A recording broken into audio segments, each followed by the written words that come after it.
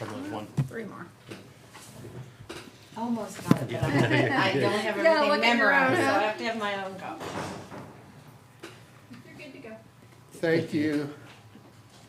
Okay, you want to kick us off, Kathy, and just tell us about you? And Move that mic over to, or you can just, Over. sorry. I didn't even pay any attention. Whoa. Hi, I'm Kathy Brennan. I'm Executive Director of Southeast Kansas Area Agency on Aging. We've been around for about 50 years, and we serve 9 counties, Allen, Bourbon, Cherokee, Crawford, Labette, Montgomery, Neosho, Wilson, and Woodson. I got it in alphabetical order, and too. where's your headquarters? Chanute, Kansas. Chanute, okay. And we have offices in Pittsburgh and Coffeyville. Okay. Keep going, I interrupted you. Our majority of our funding is federal and state funding. We have Older American Act, which is a federal statute to provide services to people 60 or over, and it is a range from the nutrition services, the Meals on Wheels, I think we're most named for, in-home care, and respite services, and also exercise, disease prevention, and then caregiver services. And then we have state funds, which is Senior Care Act, and it is very similar to Older American Act. The big difference is Older American Act, it has no means testing, and we are not allowed to insist on payment. So we can say, and it's very soft, we're only very softly ask for a donation. All the services you have to ask under Older American Act, you have to ask for a donation, but it is not required, and we don't track per person at all. Senior Care Act has a means test in a sliding fee scale, but it's a lot more generous than Medicaid, of course, and people don't have to exhaust their resources. And it's really a nice way to keep people in their home, in their community. Especially if we try, get some, it's not a lot of service, but sometimes you don't need a lot of service. And it can be like grab bars in your home. It can be a handrail going outside. It can be fixing a floor. It also can be help in the home, attendant care. We do a max of 4 hours per week that they have, but there's an assessment you do. Case management is also a pretty critical service. And then we do a lot with caregivers too, because if you don't have a good support system, that you can't stay in the home. It's a stopgap between people going to a nursing home or having to exhaust their resources to get on a Medicaid home and community-based waiver services.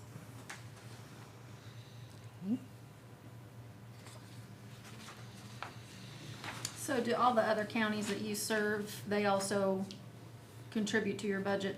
Yes. How much does Bourbon County contribute to the budget? It is, what? 48,600. No, last it year. is not. Last year, No. See, that's part of the confusion because that money did not come to us. It went to Bourbon County Senior Center, and then they okay. paid us a portion of it. And is then, that the 22.8? yeah, but they weren't paying us a portion of it. So we came to you guys, and you guys started paying us, or the county commissioners started paying us directly. So, did they cut back on this senior center one? I have no idea. I looked at your budget, your audit, and it does look like you did. Because on the 24 audit, you have the Here's the budget 24 audit page on general fund. at 22.8, which we don't get 22.8. We get, let's see if I can find it. We do get 22.8. I'm sorry. Just So- had trouble interpreting what was on the audit there. Okay. But no, when I first started my job 3 years ago, a county commissioner called and asked me how we were spending $45,000. And I was like, what? Yeah, Because at that time, we got $11,000 the last year. and you said, send it to me and I'll let you know. Yeah. Yeah, well, I was brand new, so I really didn't even know what was going on. Yeah, I So, understand, yeah. so yeah, it was Well, that, on the face of it, I can see that confusion. yeah. So you guys provide the Meals on Wheels through the senior center? No. No. We did, but again, there's two components to a nutrition program. There's the home delivery and there's a Yeah. congregate meal site. It was not conducive to a congregate meal site. So I went to the city and they volunteered the kitchen and it's actually a conference room at Buck Run.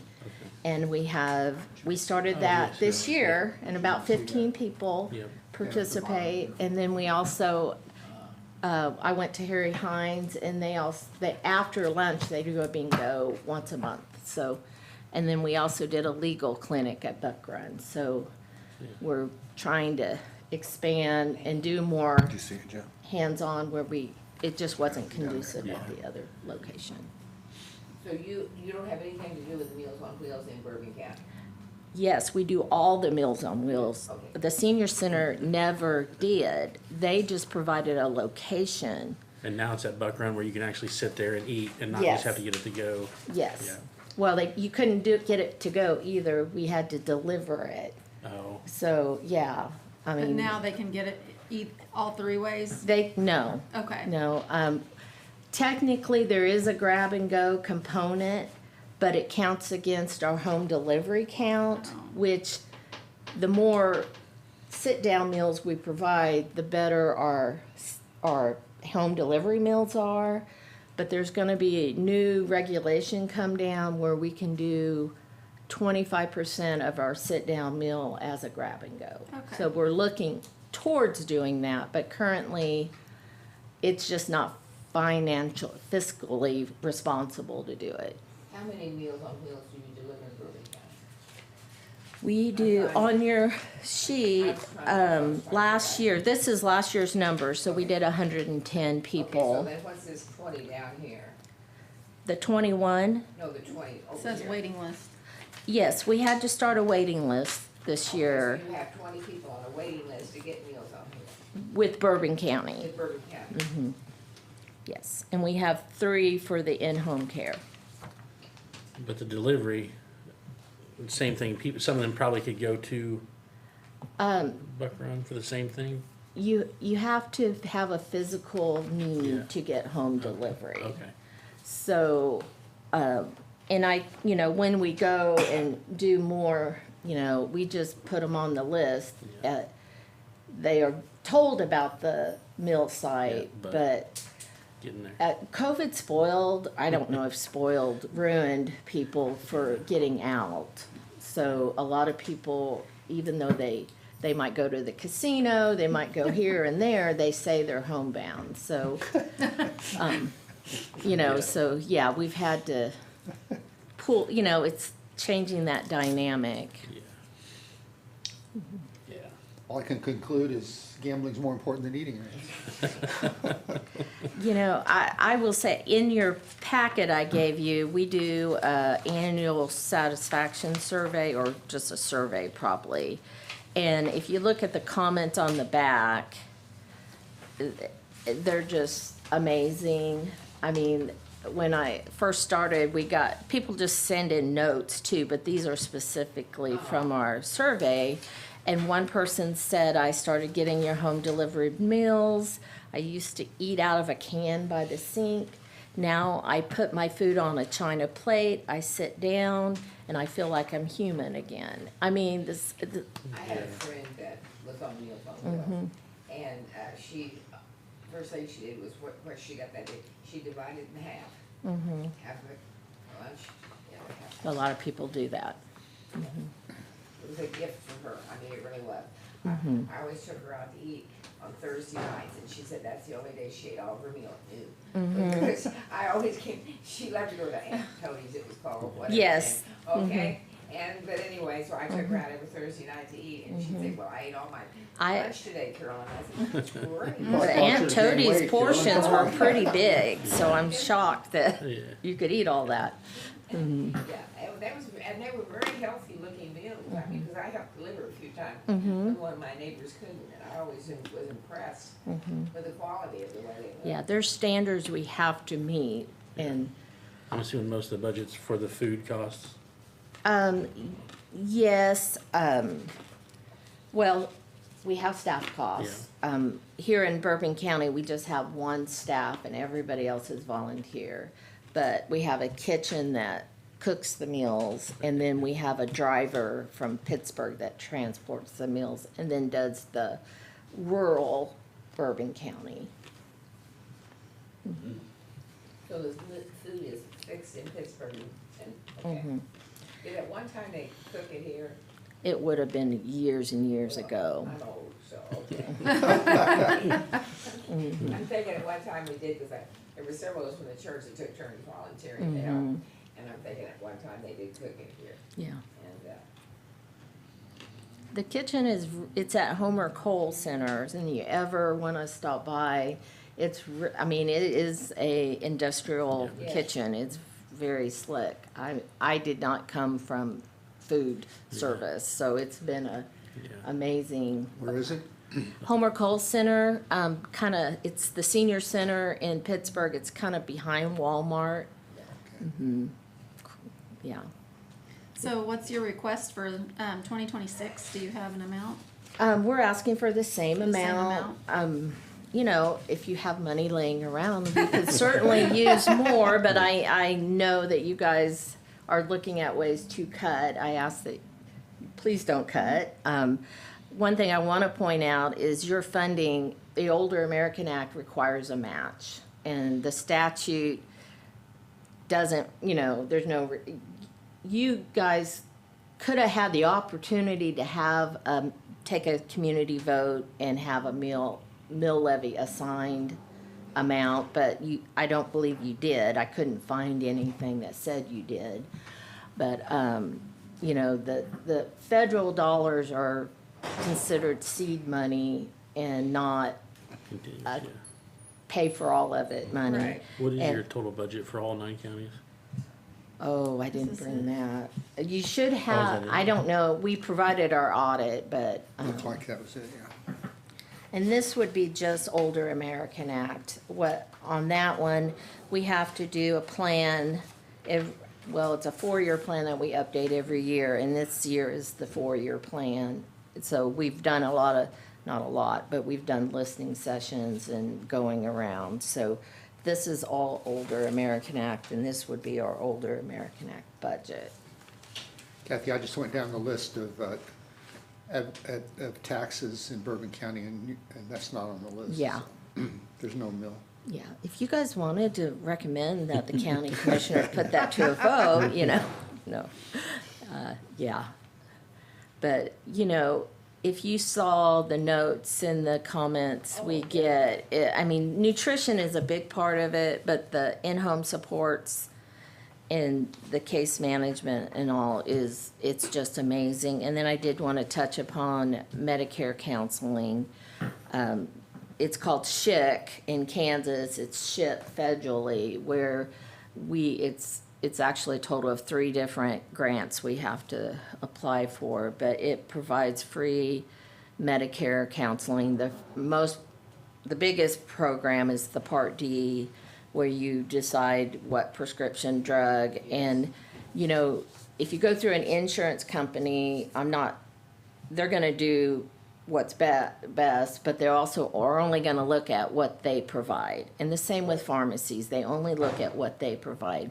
SHIC is a neutral, we're actually not allowed to have it's volunteer based. We have one person that coordinates it. We're not allowed to have an insurance agent volunteer because they want it to be completely neutral. We also do, like if my brother turned 65 and got on Medicare, I had them go and sit with a SHIT counselor and look at all the different programs. And they also have, it's called MIPA. I can't for the life of me tell you what it stands for, but it's, if you're low income, there's federal plans that will pay for your Part D and your Medicare programs. And then there are also fraud we get. And it's, I haven't gone, I went through the training like 15, 20 years ago. I have not re-upped it because it's like taking a college class. And I can't remember how many volunteers, these volunteers are just our nutrition volunteers, but we probably have 15, 20 SHIT volunteers across the 9-county area that commit to that. Now, where's that volunteer available at in Bourbon County? It is by appointment. Okay. We partner with all the extension offices, so most of them are SHIT, or have a SHIT counselor, but it's, you call our office and Melanie Smith will make an appointment with you, and a lot of it can be done on the phone. But will they physically come to Bourbon County to meet that person? Oh, yeah, we have clinics. I mean, at the library, they've had clinics at the library in different locations. So I didn't quite follow your train of thought earlier when you were talking about matching funds. Explain that to me. The federal government, and I don't have the percentage, but there's a certain percent that is, we have to provide match to draw down all the funds. And so the county funds are matched? we use, and all our county funds are used for match too. Okay. And if you look at, we ask for donations, and I don't think I put it on there, but I have it. And that's the other thing I like about the congregate setting, because I think they're more apt to donate at the sit down. It's not, the box is there, and it's funny, the participants are more pushy than our staff will ever be, because when we first started at Buck Run, they were like, this person didn't donate, and this person, and we're like, stop.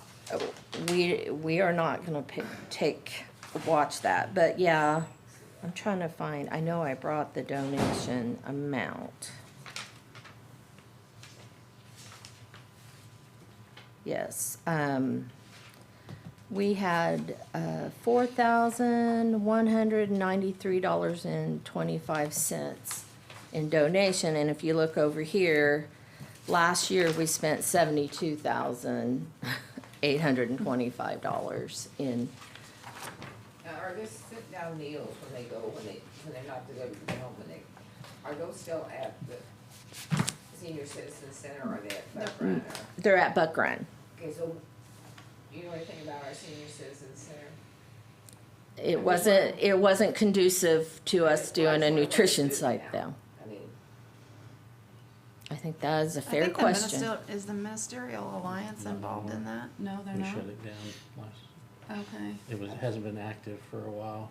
I was gonna say. And so Compassion Ministry, I'm on the board of, and they help out. It's kind of like the Beacon or whatever, but I don't think that's nothing to do with the senior center. Compassion Okay. Ministry doesn't.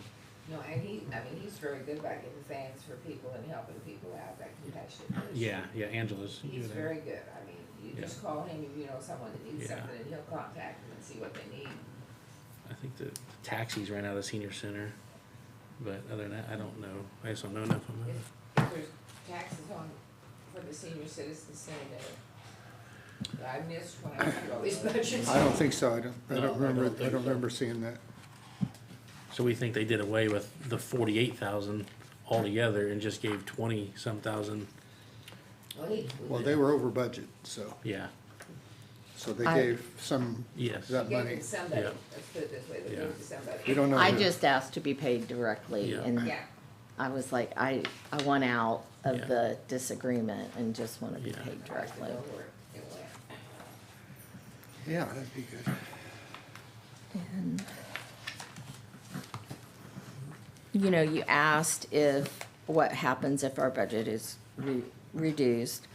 I will say I've worked very, very, very hard this year. Our nutrition budget was way over, and we have really monitored our food and our waste. I mean, we were way over cooking, and so we are, as of right now, we're under budget. Good for you. And then these services, I think we've fine-tuned it, so we are looking at opening it up, you know,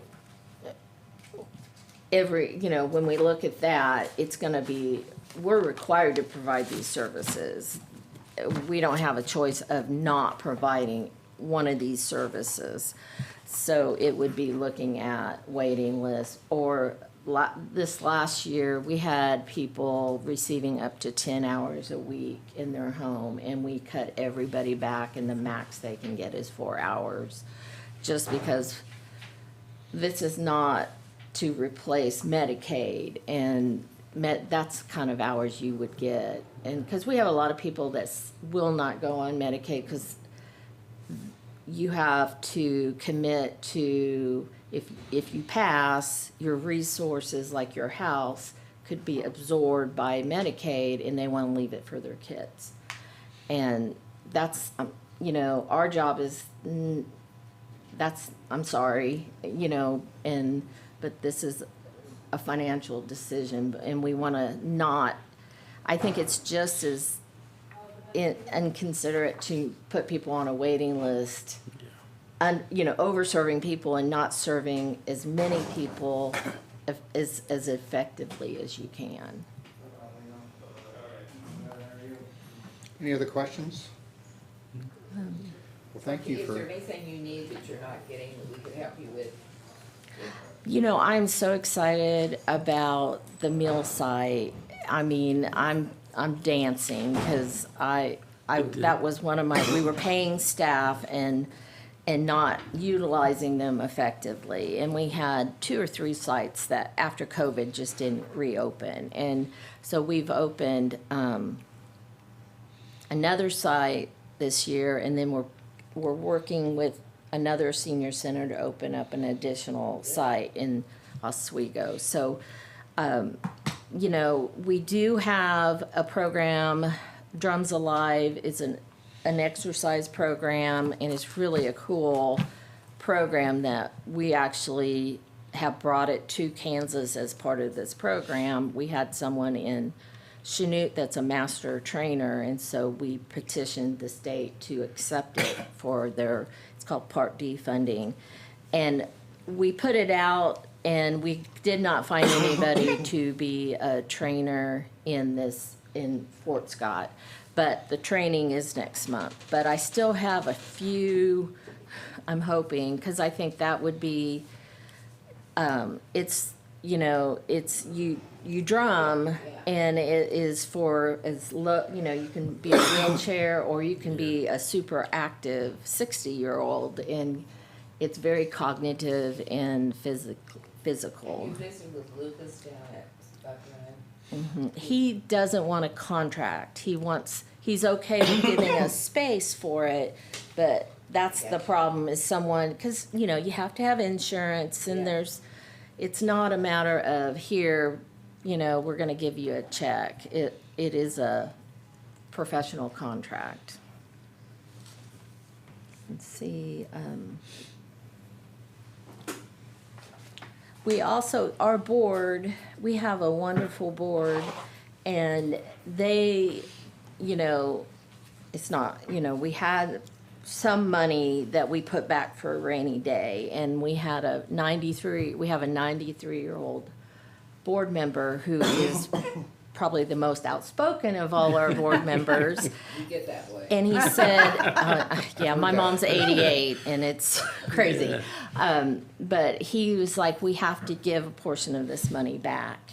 So in his, you know, he demanded, and the board listened, and we have this emergency fund, and we call it the TC Fund, and Thad Clement is his name, and it is $500 a year anything that will keep that person in the house. So a lot of times it's been utility bills, and with some of the federal cuts, I'm afraid it'll be more.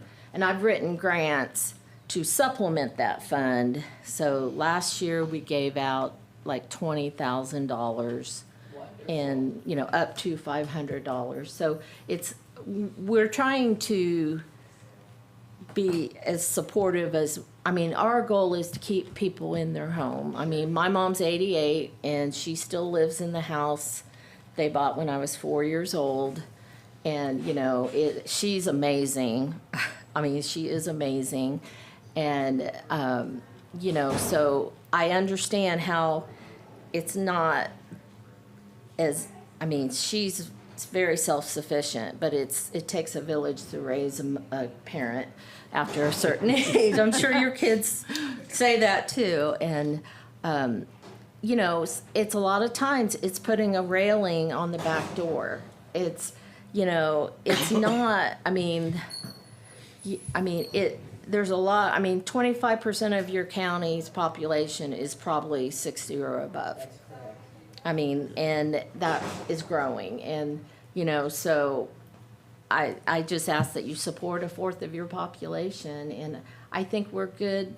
We try to use the money in the most cost-effective, ethical way. And Sounds like you do.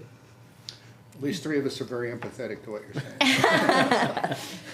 well, I'm 59, so I'm really close to being empathetic and trying Thank you to. for coming all this way. Yeah. Appreciate Oh, it. no that. problem, Thank you anytime. for this Thank you. presentation, Yep. yeah. Thank you for You talking do about meaningful that. work. Thank you. You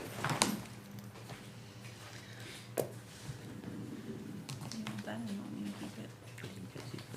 Add it to my stack. I can't believe we get all those services for $22,000. It's a lot. Yeah, well, they spent 77,000 in Bourbon County, so it really just helps supplement. Yeah. Isn't that something? Wonderful. I know a lot of people have taken advantage of their programs. I mean, whether it was Meals on Wheels or in-home assistance or whatever it happened to be. And I think it's wonderful. Yeah.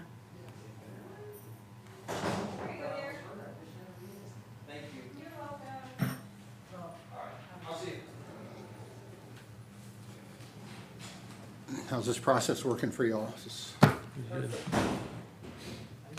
thinking when I was eating my hamburger for lunch, I was thinking about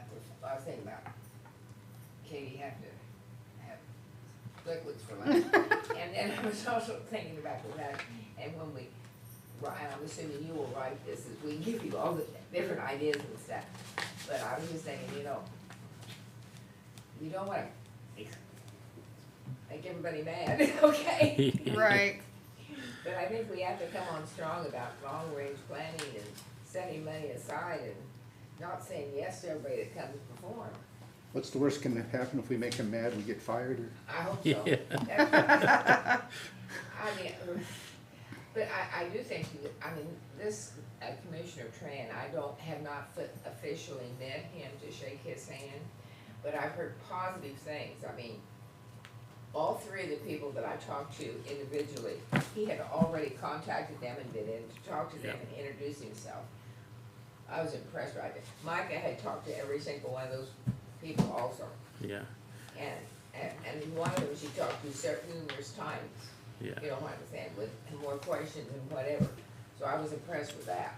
That's the difference between city and county budget. Like the city, you have the city manager who builds relationships with department heads. So he might try to push stuff more, and with county, it's the opposite, because now you have county, they probably don't have those relationships, so now they're just taking money into consideration and not, and so it's totally different. And really, you gotta find the middle ground, because even in the city, you know, small town, you know everyone, right? But it comes down to I'll tell you a money. true story. Back in 1978, 79, we talked about that the Hutchins in Reno County had gone to a manager that was a county manager, and that took care of the city, the county, you know, okay. We talked about that. There was 5 of us on the commission, John Baker and me and Louis Sutcliffe, Jack L. Sprinter, and who was the guy? Anyway, we thought we would get run out of town. I mean, as soon as the newspaper rented that, all we were doing was investigating. talking. Greg knows a little bit about that, don't you? The same thing came up a few years ago. Okay, because we're talking about the fact of being able to share an Yes. engineer. Louis Shields was the county engineer at that time, and being able to share the services, you know, and well, the city was more than willing to pay. Yeah. You know, I just, it was interesting. The real water, when they wanted to go on the river. You gotta be careful how you word it. Shared services or combining governments. Yeah, if you live west of 175th Street in Bourbon County, you're again it. I understand. So, That's a true statement. Laura Holdridge is next. I don't remember her, but Last year was 137. I was gonna say, it wasn't very much if I remember right. Yeah, it has grown. It's the biggest growth budget of the general fund I wonder if budgets. she has more help. Or if it's a Think salary, so. because they raised a bunch of those salaries to equal.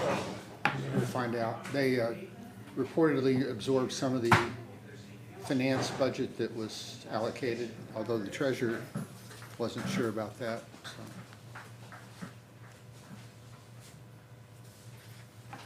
Seems like they're now getting paid to map the roads, or I can't remember what it It's, was. what is that? It's something with that. I can't remember where they had that It was discussion. a $10,000, wasn't it like Yeah. $10,000 Yeah. or something? That was Yeah, hers almost doubled, didn't it? Why, okay. I bet it's salary.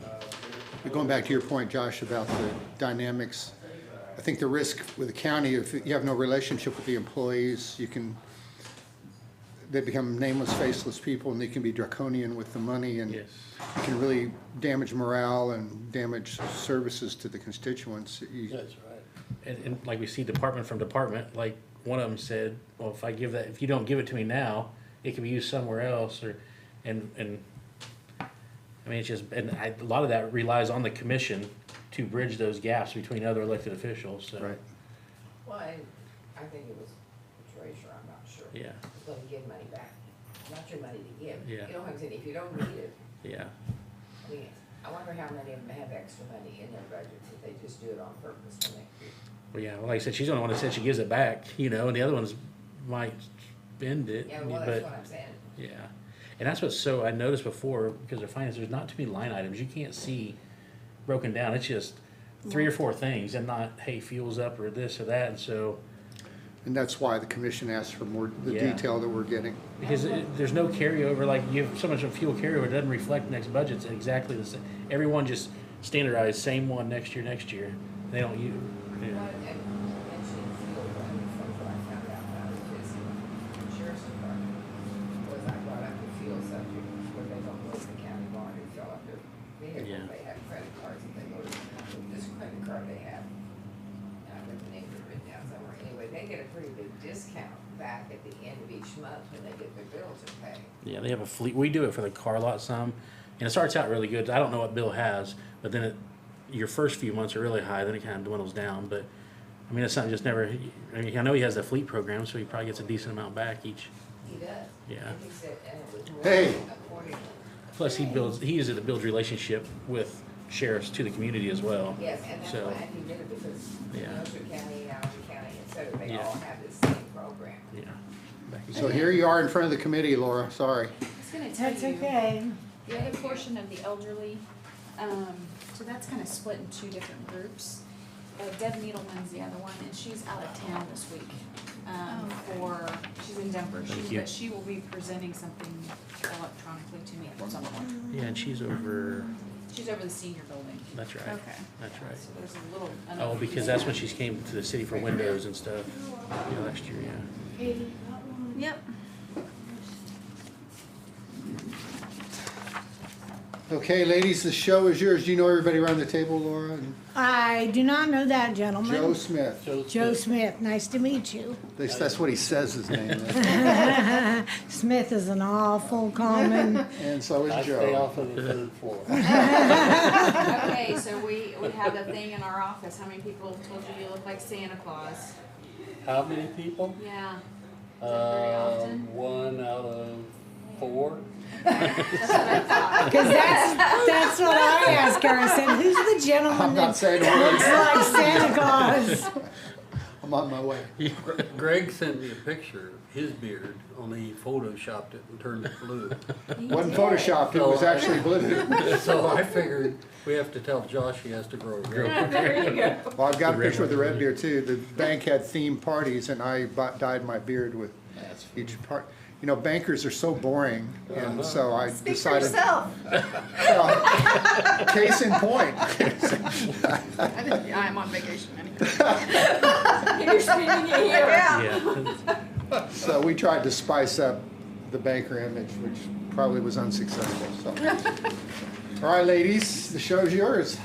Okay, what would you, because we usually, I've been here 21 years and we've never been in front of a board. We just handed it over to the commissioners. On my first page, I have what my contractual is and what my commodities are. My budget's only 6,400. The rest of it is salary. And the salary portion of it is a little high, but we consider ourselves a one-stop shop.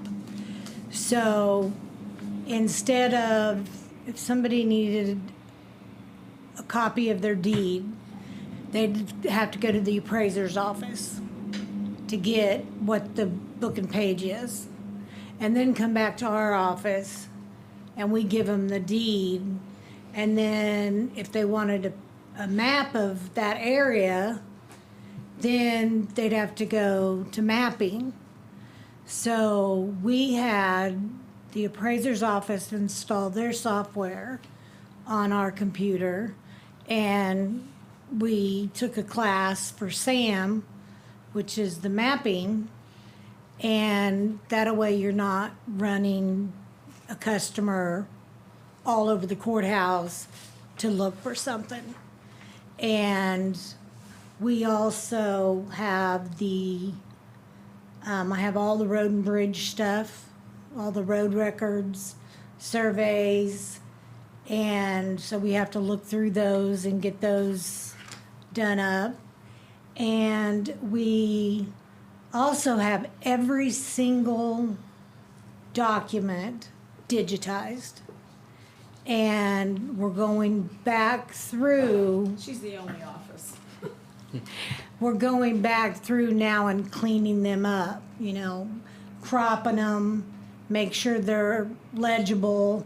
If they're not legible, we take another picture of them, because my predecessor always told me to think of 100 years from now.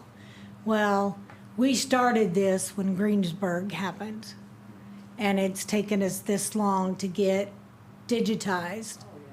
But now we're cleaning it up, and one day in the future, I do have an RMIS online where companies only can pay to pull deeds back to guaranteed 1993.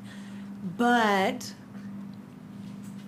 if they need to go clear back to patent in a few years, we'll be able to have that. And we also make copies of our track indexes once a year, have them microfilmed, they go to the salt mine, and then we have just a spot check on our microfilm. Which employee's doing most of the digitizing? We all three do it. All three. Yeah, all three of us are doing it right now today, in between phone calls and stuff. During COVID, when we closed down the building, we started offering a service. People needed money.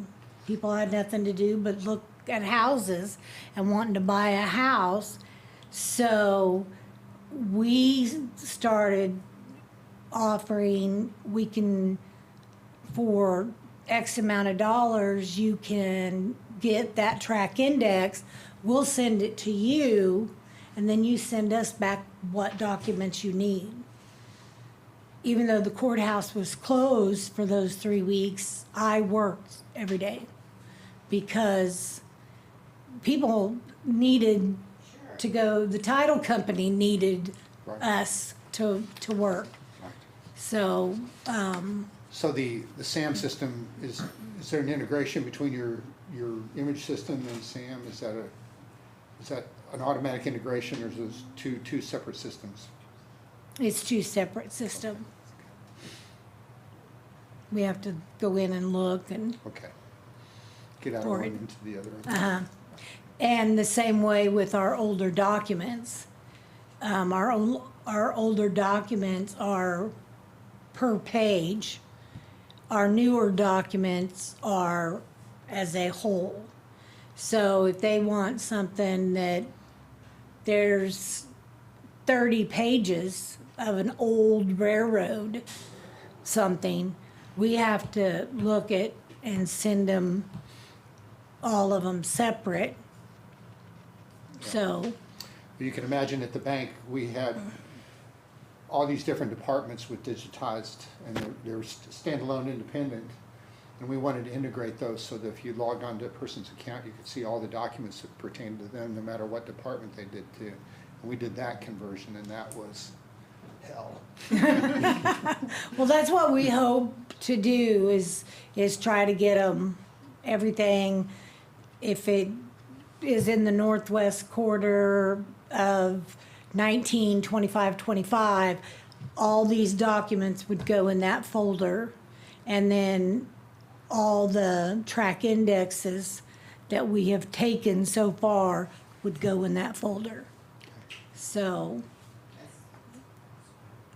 yeah, yes. And I'm always the first one here. I make sure that I'm in my office usually by 7:30, 7:35.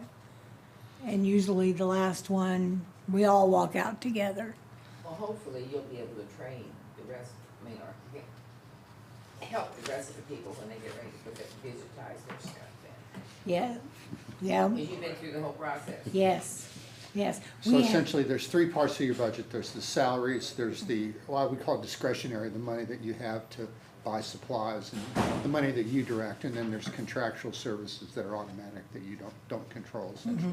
So, And your revenue, obviously, you have other revenue, right? We have, yes, we have,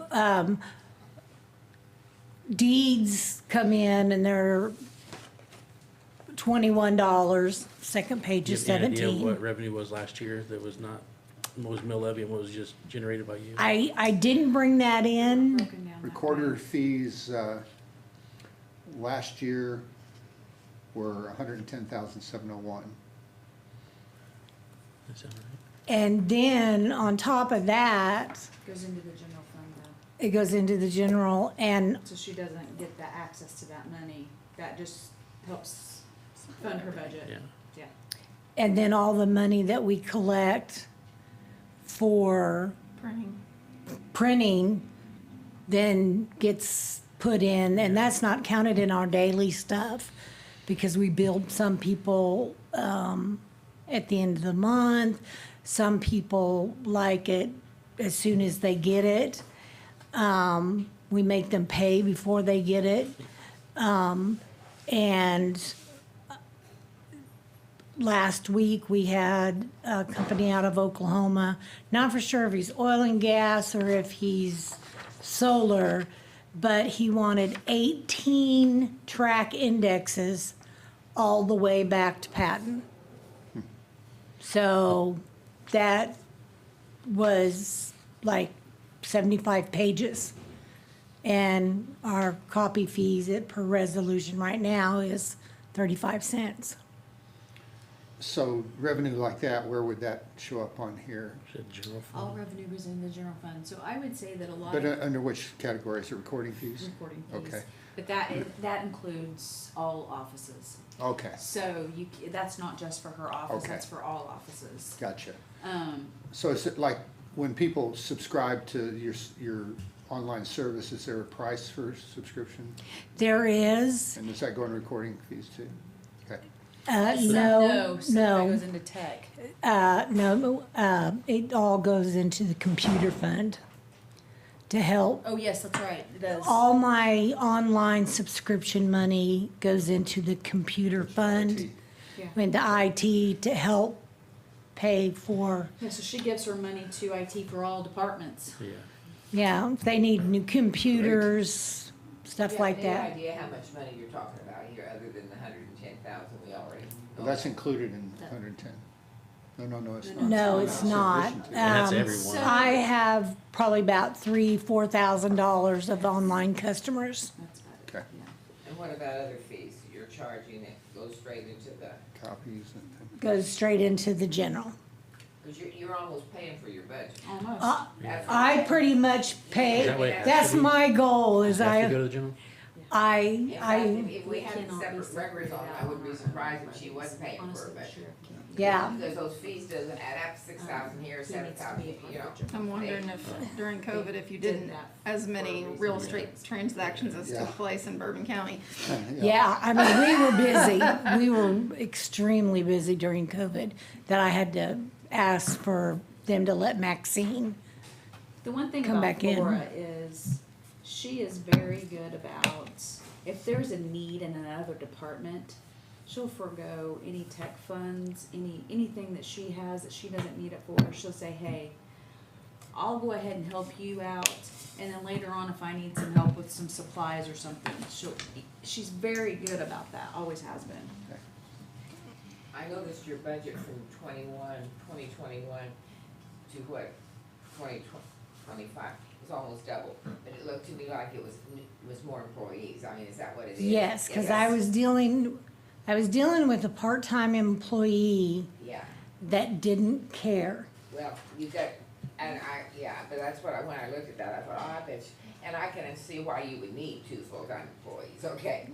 So I don't question that, but I thought that's exactly why, it's strictly salaries. Yeah. Yeah. You've got to have somebody who cares, Yeah. because if they don't put it in the right place, then Oh, my. the title company can't find it. Then, it's just Yeah. out there and you don't know where to look. Yeah. So you got to have somebody who's interested in doing a good job and learning, and I do happen to have 2 really good employees. That's great. I would think that that's not happenstance through your supervision. Yeah. Well, I I usually, don't know, it's just kinda hard to go on sometimes. I am, I've noticed that. I'm shocked. But- It's a lot though to you, to be able to manage like that, and do all you did.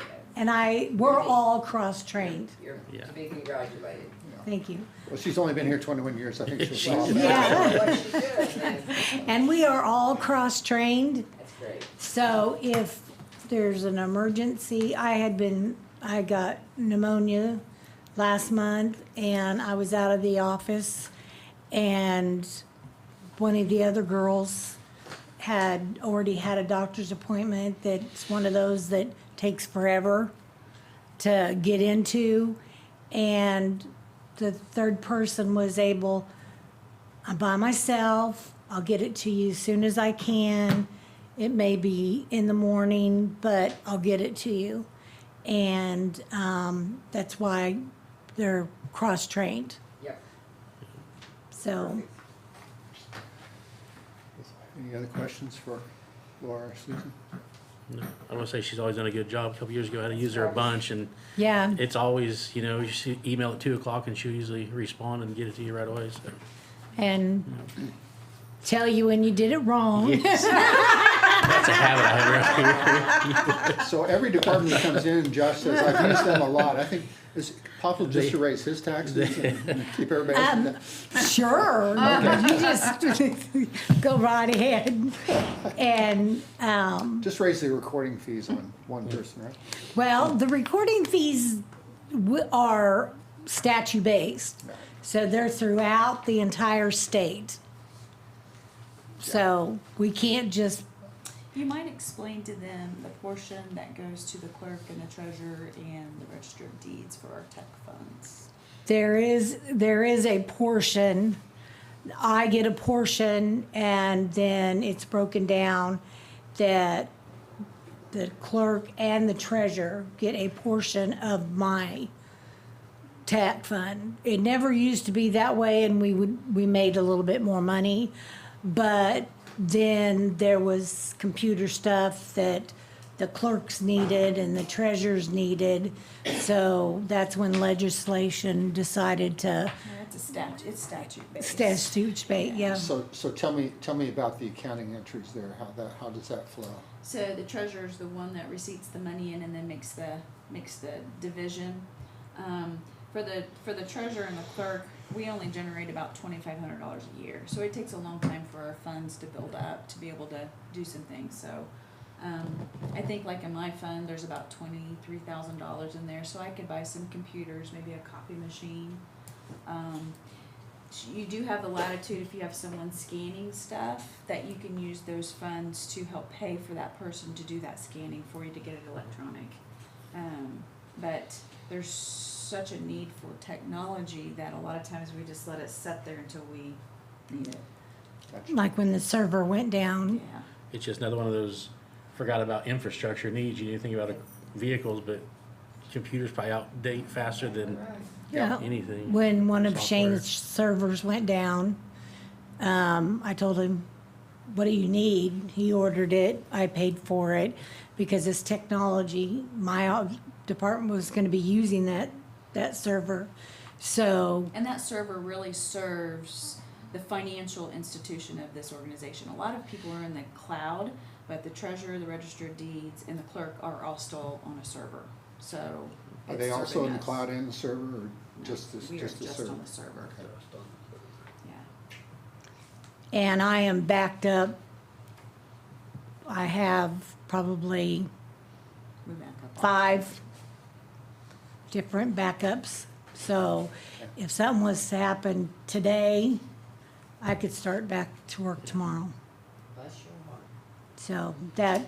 that was my goal. I always make sure that they don't even have to ask me for inventory. I know when it is, I know when it's gotta be. I try to get it in a little early, so they're not bombarded. So, Is your And- position an elected position? yes, it is. I'll be your campaign chair. Okay.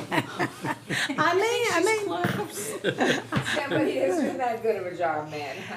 well, there's nobody, anybody that I can't get along with.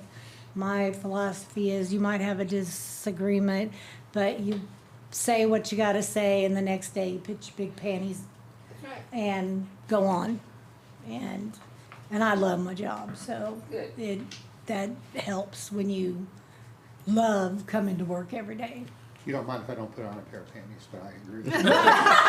Hey, pick up, you can put on your big boy pants. Okay, we'll do that. Any other questions for Laura before I say something else stupid? You are online. Well, he's already talked about 420. I gotta be me drugs, so- wherever I am. You know? So, yeah, All right, thank you, ladies. Thank you. You're worth Thank your weight in you. gold. Yes, they thank are. you. Have a great afternoon. Hopefully You do it the goes same. smoothly. Did I say that out loud? I wish I could throw this phone out the door. You wish what? Could throw this phone out the door. It's at the bank phone? No, Oh, okay. it's the Casper family. I'm the coordinator of all things. Oh, Yeah, yeah. I'm gonna use the restroom real quick, you guys. okay, you got time.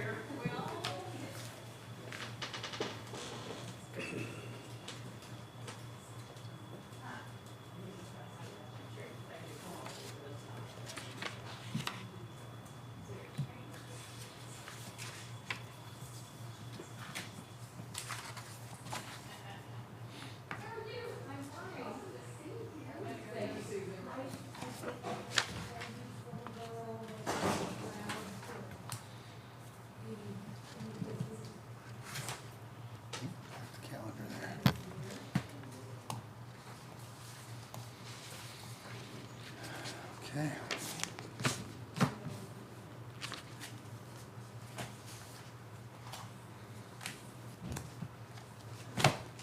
We do all this, it seems like a lot of work, and then the work starts. Yep. Hey, this is.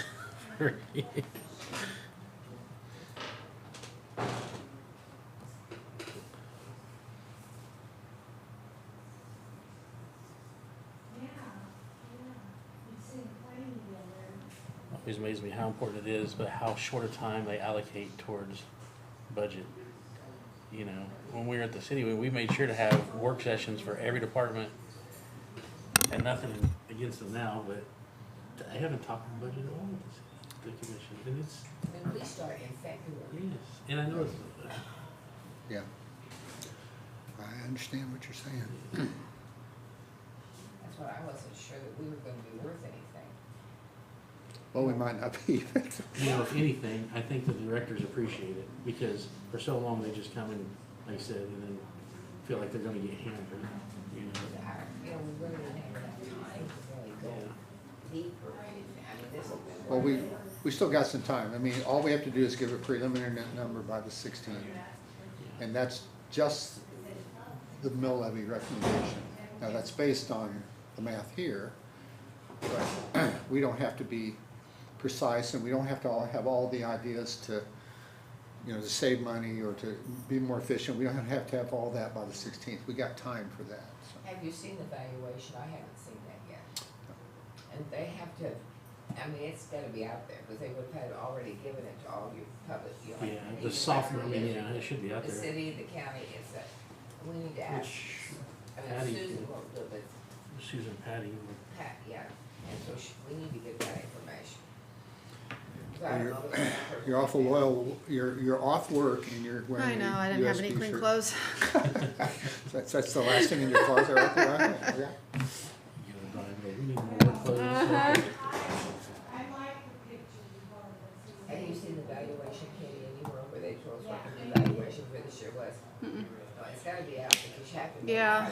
Taxing entities by the 1st of June, so they can start working on their budgets. I guess So- Susan will be back here in a little bit, we can ask her and see if she. So I'm gonna be interested to see if it has grown, not a whole lot, but a little bit every single year. But I'm interested to see that, because there's been some changes with VMC, whether Tim can leave it, et cetera, I mean, what?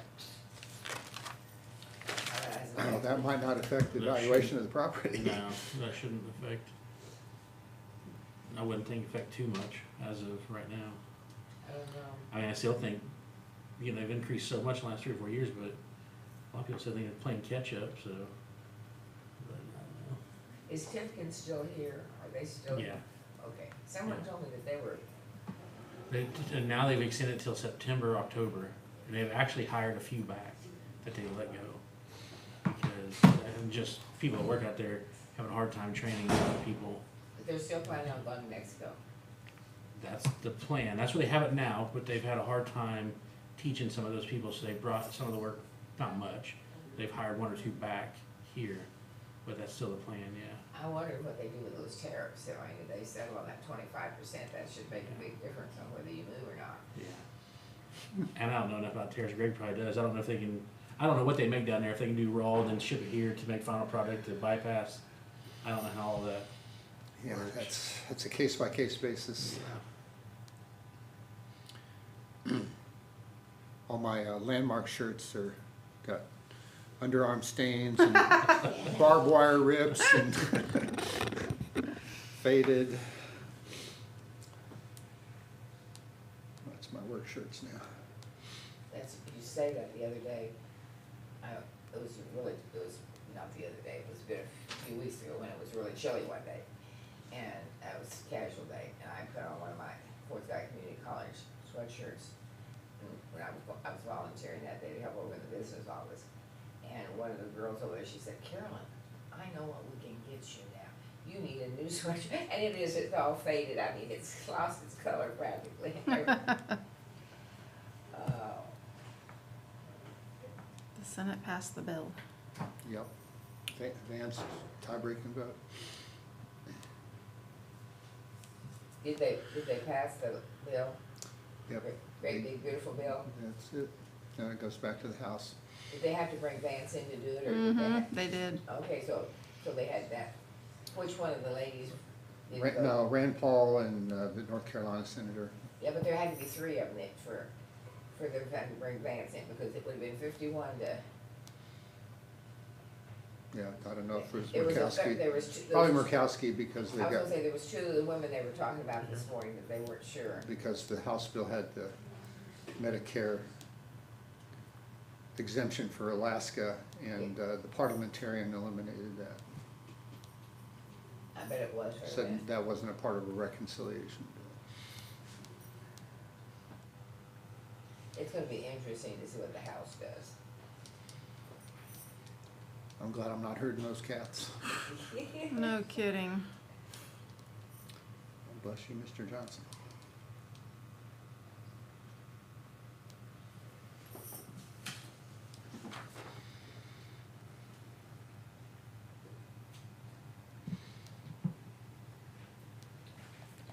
I think Joe scared Mandy away.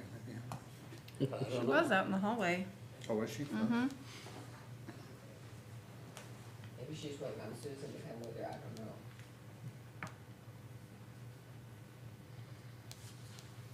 know. What is conservation? What, Soil. Soil.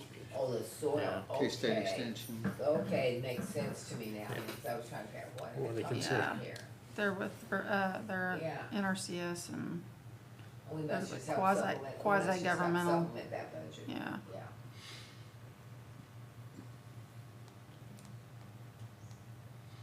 And I bet you that's another one of those mandated, probably.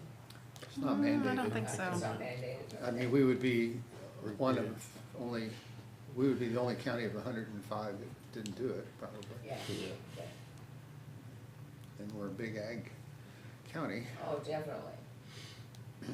Well, and they've been, I tell you, they've been tremendous help to many of us. I mean, whether you're in town and you have a question, or you, in the county, or you have a question, or you need help, or you need information, or recommendation, or, Yeah, I probably wouldn't spend all the money in the same way they did it, but what they do is good for us, so.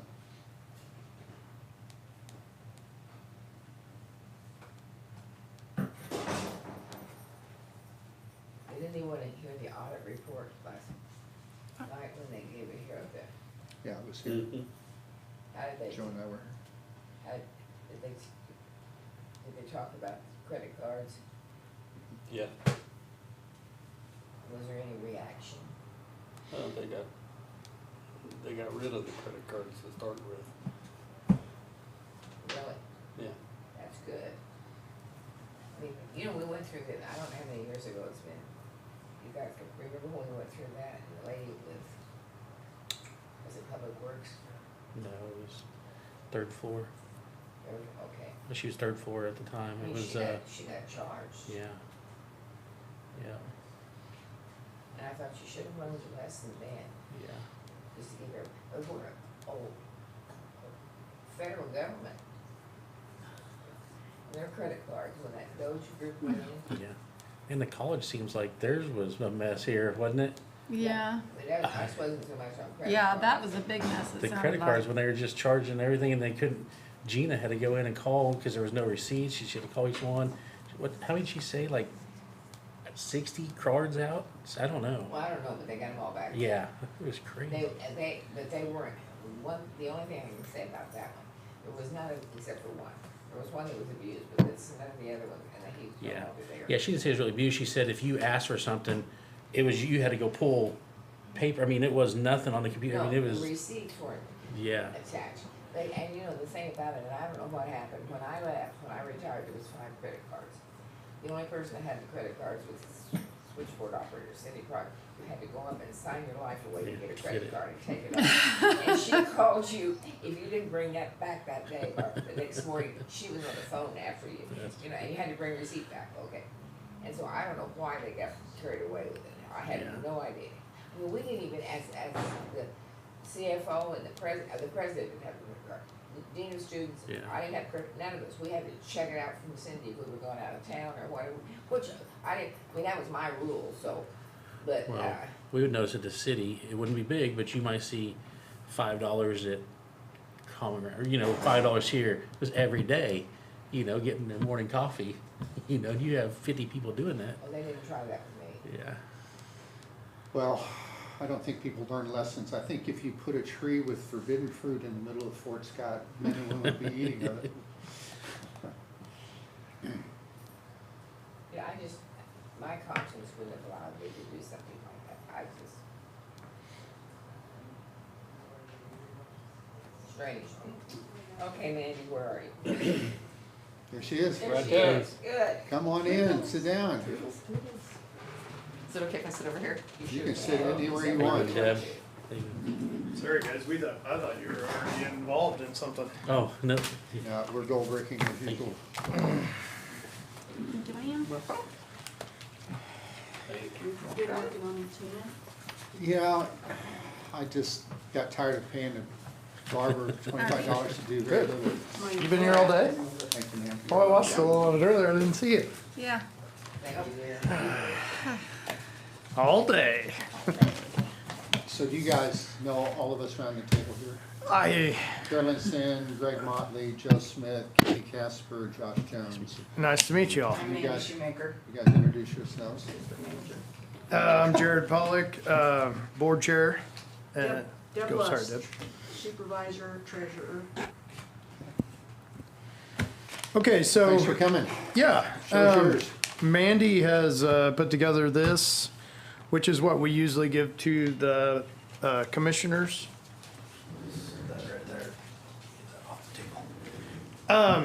So this is kind of normal for what we present to the commissioners every year. We have changed some of our what you will see. We basically operate under a combination of county funding with state funding. So we're kind of the big gray area of everything. We kind of run off both tables. Our state funding is based off of a county match. So if we are funded by the county, we get a matching fund up to a certain percentage, which is set in conservation district law through the state of Kansas.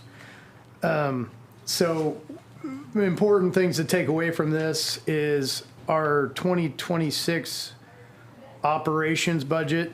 Mandy, operations funds, what?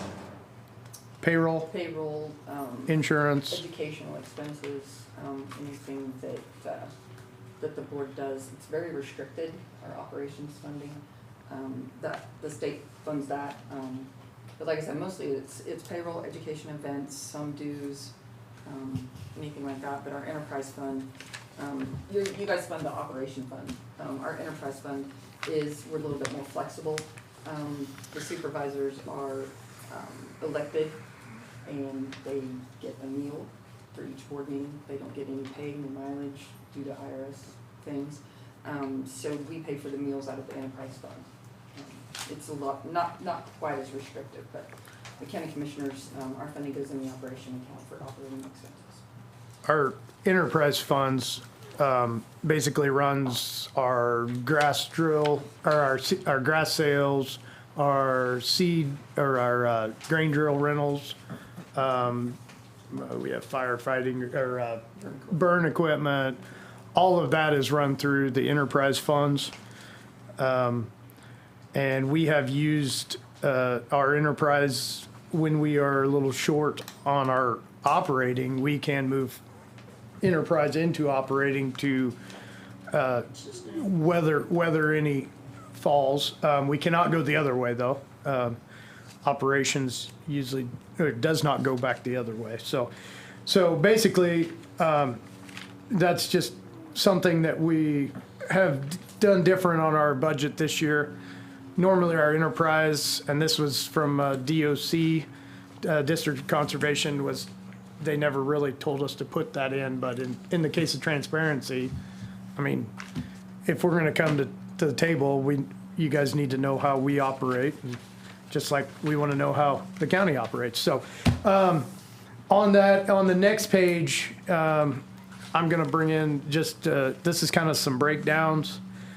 it's a little easier to understand. This is kind of what things that we do, what our money goes to. Cost share programs for producers.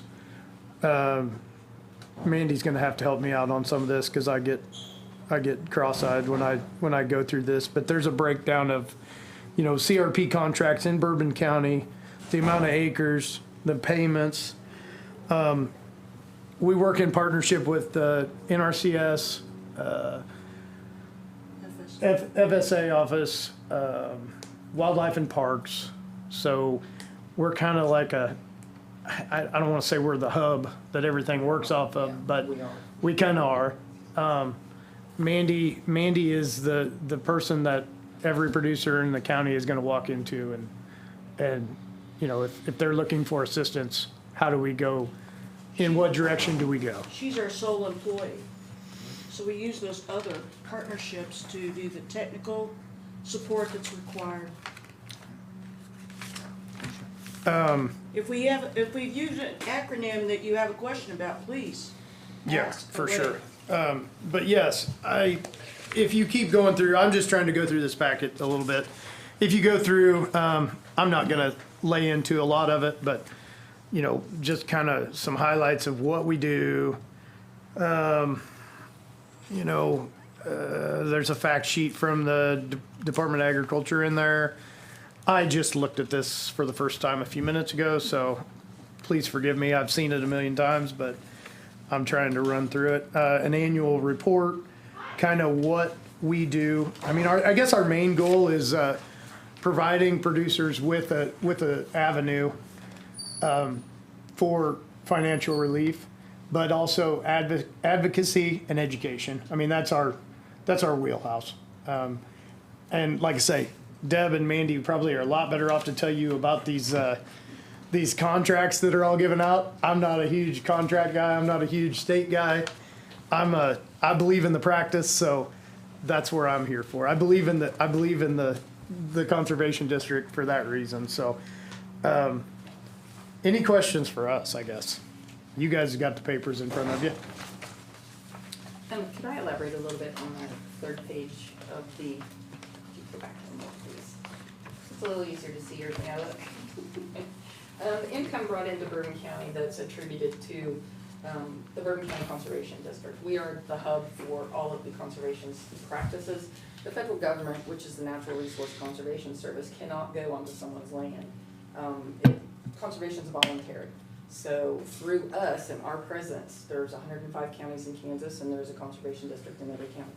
And every county supports their local conservation district by funding.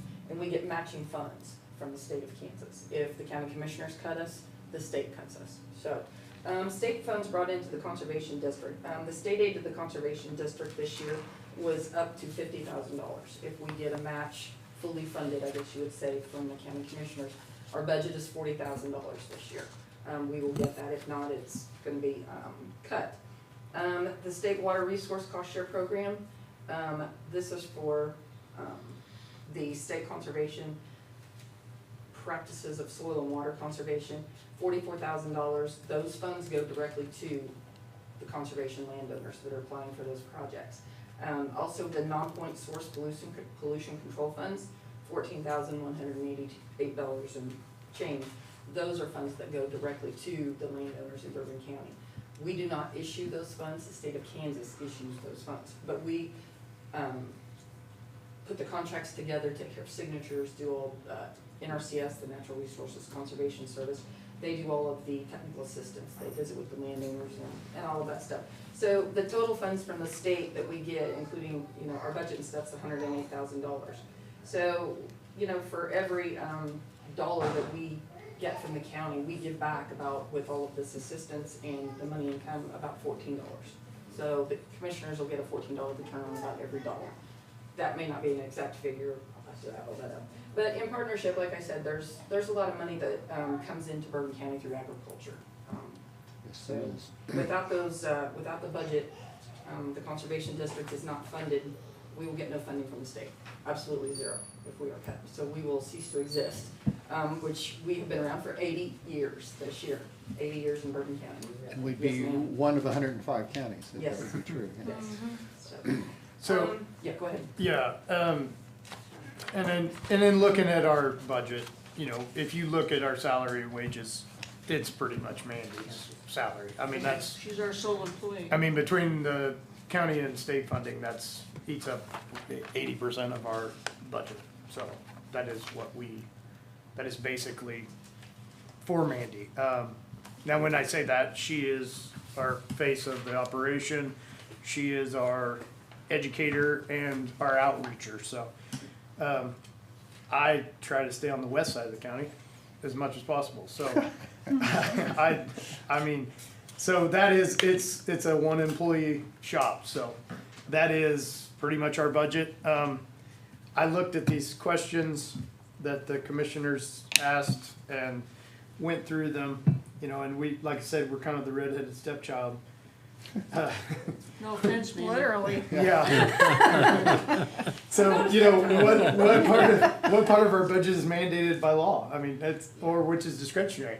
None of it to you guys. I mean, that's, Yeah. it's not, so. Jared, you don't have to go through those. Okay, yeah, I mean, I'd say I think we if, can readily discern what the Okay. answers would be. I think the main thing that we've been dealing with is, you know, inflation, you know, repair costs on drills, I mean, parts, insurance, those are the big things. I mean, other than that, we've tried to just keep spending down as We much try as and stay possible. as static as we possibly can, Yeah. knowing full well that the county has some similar issues with operations, payroll, benefits, insurance. I do wanna point out, we have on our enterprise fund, we do have a sizable account, a capital outlay account. That is, looking at replacing grain drills, the last grain drill I priced, what was that, last year? Yeah, I think was 84,000 for a 15-foot drill. So, I mean, we're not there. So, you know, that's what that money sits at. We do have a few I mean, we have, it seems like a lot of accounts, but we try to keep everything separated out. We do have a special levy account that we it was have, created years ago. yeah, what year? I brought the paperwork. I did a lot of research on this and even talked to Susan about going back through commissioner minutes. The special levy account was created back in the early 1980s. It was a way that the commissioners gave the money to the county, to the conservation district to help with county projects. Back then in the day, a lot of terraces, outlets did not have a waterway, they just ran right into the ditch. So, yes, the conservation district been involved in the watersheds, there's, yeah. So that's money that's been sitting there. We don't really spend it much, But we do try and coordinate partnerships. Yeah, I've talked to Eric at Public Works. We've discussed trying to do some partnerships on it. We've never really lined up yet, but we've kind of been in the, Discussion. you know, since we've kind of figured out what this levy is, the account is and what we can do with it, we were trying to figure out how to get it back into Bourbon County. So we're in the beginning talks of that maybe we can find some problem areas in the county that, you know, maybe Public Works needs a little help on and maybe we can assist. Particularly after these flood issues, they become more noticeable. That's when you did the watersheds, it made a big difference then. Yes, On the well, flooding, the warmer than This back in the 80s. Bourbon County Soil Conservation District was one of the big helps in establishing the watershed districts to get us funding available. I sit on the Marmaton Watershed District Board. 3 generations of Ericksons and it's my turn. But point is that we have a Mill Creek and we have a Marmaton and we've established those, and you're right. Yeah. They have done a major improvement. We don't have the red barn underwater anymore. That's That's exactly right. usually kind of the spot that everybody checks. And the Soil Conservation District plays a big part in all these projects trying to identify how can we improve. How can we improve? And we try and be very engaged with our with our farm partners. We have a lot of out-of-state farm, property owners now, and so you have to engage in lots of different individuals. That's a big part of our grain drill rental now. It's a service we provide. We've got some boogered up grain drills, but we keep trying to keep them on the road. They're just tired, metal fatigue. But it's important to embrace our mission and how it is a partnership with this county, which is a very big ag-based tax district. And we feel that we offer just another spoke in the cog of the bigger picture. And we hope that the county commissioners understand that what we do, our mission is pretty critical to the big picture.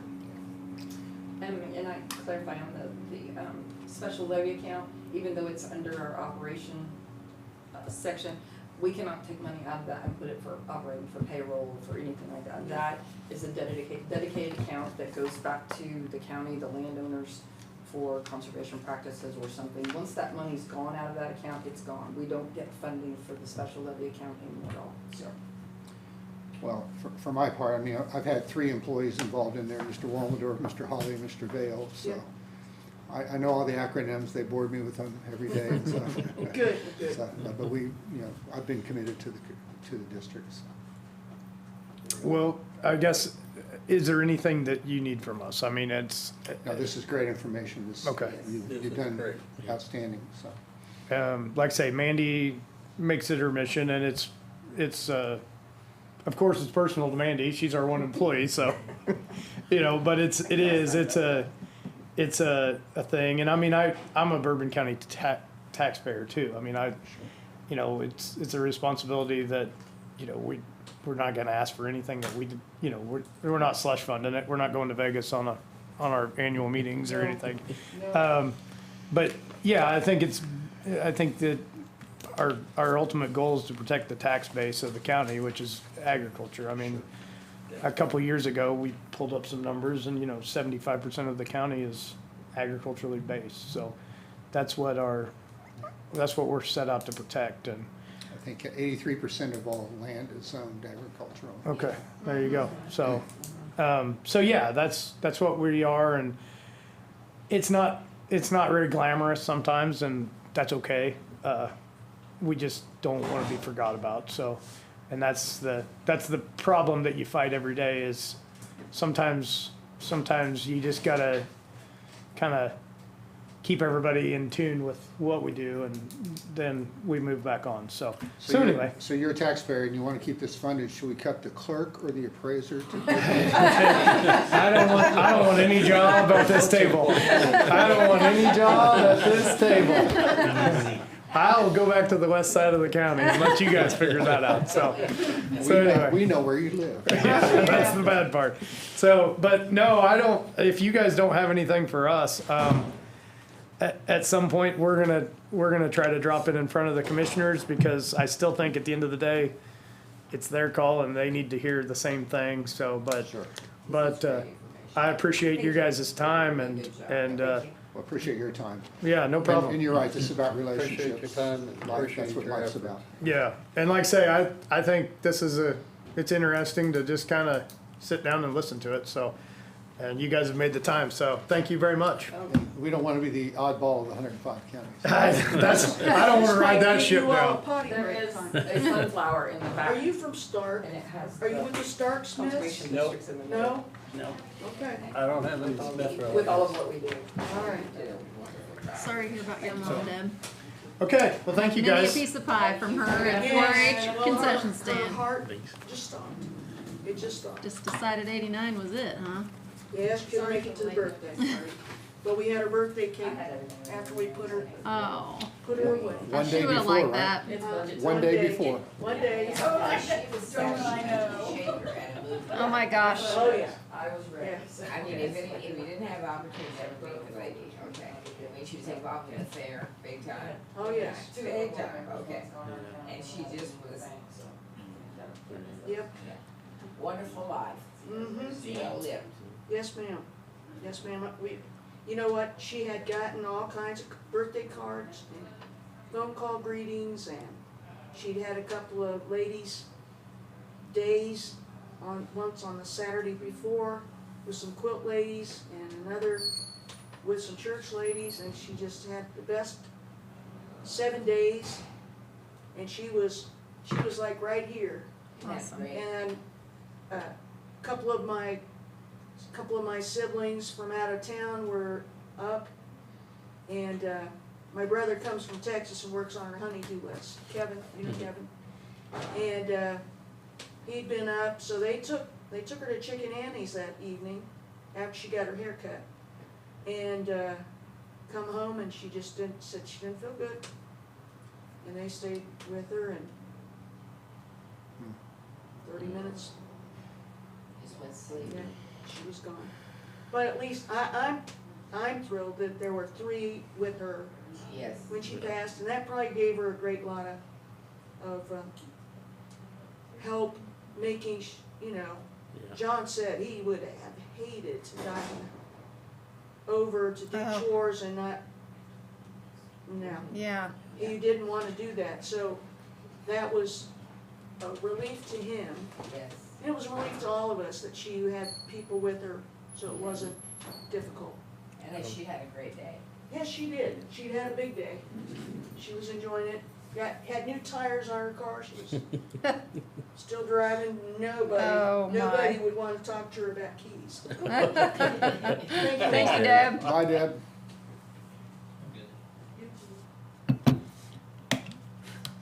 We're gonna flip flop, You're gonna flip-flop? her and I. So Matt's going first and Susan second? Okay. Are you guys ready? No. Do you need a potty Potty break? break or anything like that? We need a whiskey break. Come on All up. right, I'll We make start sure. finishing each other's sentences. That's not good. I don't know if you guys have this or not. Maybe one for each of you. Thanks, sir. Yep. There you go, sir. Thank you. There you Marshall and Swift. Huh. Yeah, we have to use that. Okay. It's your show. All right, well, starting out with the wages, nothing's changing. Actually, my budget isn't changing at all for last year. Wages and everything's staying the same. We have, I've got in there, basically everything's broke down between contractual and commodities for our department. There's softwares that I have to use and pay for that are part of the state. One of them being on here is this Orion Field, Orion Services. That is, all 105 counties use the same software for their appraisal software. So we're all on the same page that way across the state. So we pay for that each year. Classes, dues, and conferences. I have conferences I've got to go to. I have dues for IAAO, which is International Appraisers Association, that we have to pay each year because there's classes that we have to take from them.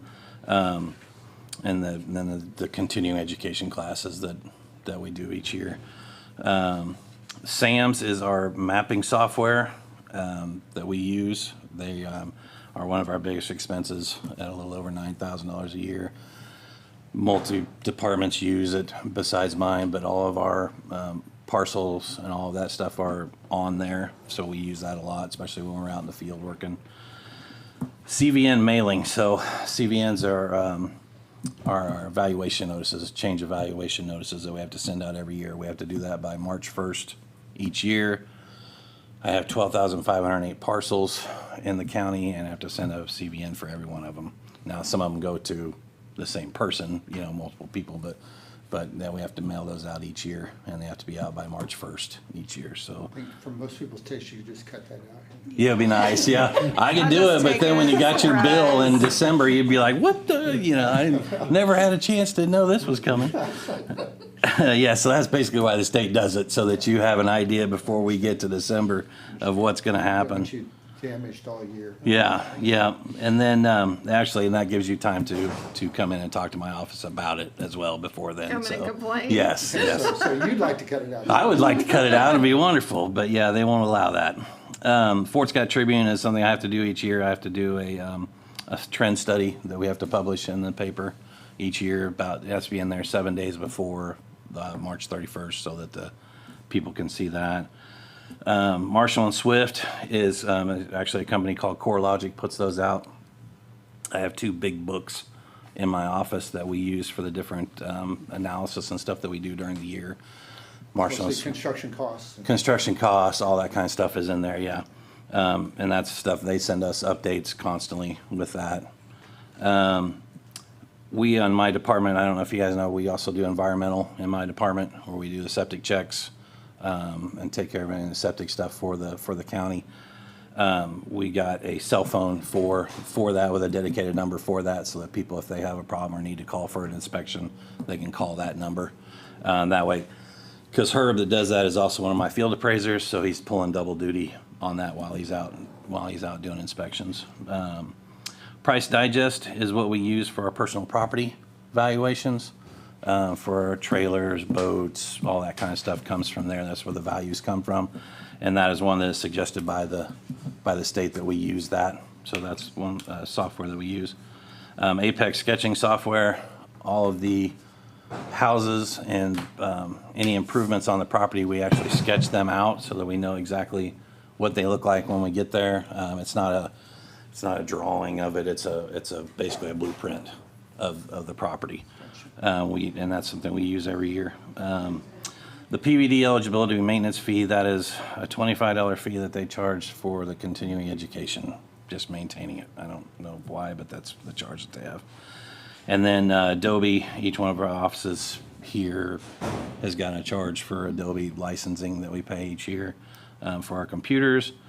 We do have an Amazon membership for anything that we need to order from them.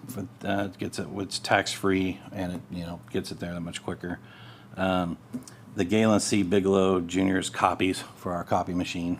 And then when I am out in the field, so I still go out and do everything that I did when I was a deputy appraiser. So I go out and do all the sales and things like that and we have a tablet that we use. Sometimes, a lot of times, I need Wi-Fi on that tablet while I'm out in the field, and my little Bronco actually has built-in Wi-Fi. It costs $200 a year for it, so that's what we have for that. And then under commodities, fuel is our biggest one. A lot of people don't realize, and I didn't until I took this job, that if you're in the northwest corner of the county, it's a 30-minute drive back to Fort Scott. Sure is. So, we use a lot of fuel doing that because we're all over the county, every day. So that's one of our biggest. Culligan is our water that we have in the office. Window envelopes, I put that on there. Usually it's not an every year thing because we can buy enough that it'll last, but we send out personal property renditions as well. So we make an order for those window envelopes we get them from CCAN. And then Typhoon Bay, we do that once a year. We buy some tokens from them to, when our trucks and our vehicles can get pretty nasty and pretty muddy out there, we try to keep, especially out of the wheel wells, so that stuff doesn't rust out and cause problems. We try to keep that stuff off, so that's just washing off the vehicles. Copy paper, and then just miscellaneous expenses is anything else that we have during the year. And then when I go on continuing education deals, that pays for hotels and food and stuff out of that. And like I said, my total budget is $251. The commodities, most of that is salary, is $206,000 of it, and then the rest is just contractual and commodities. So now I do also have an NRP fund because as far as capital outlay, we don't have that. We use the NRP fund for that, which the 5% off of the NRP goes into a fund to help with costs and things for running that. So Everybody know what NRP is?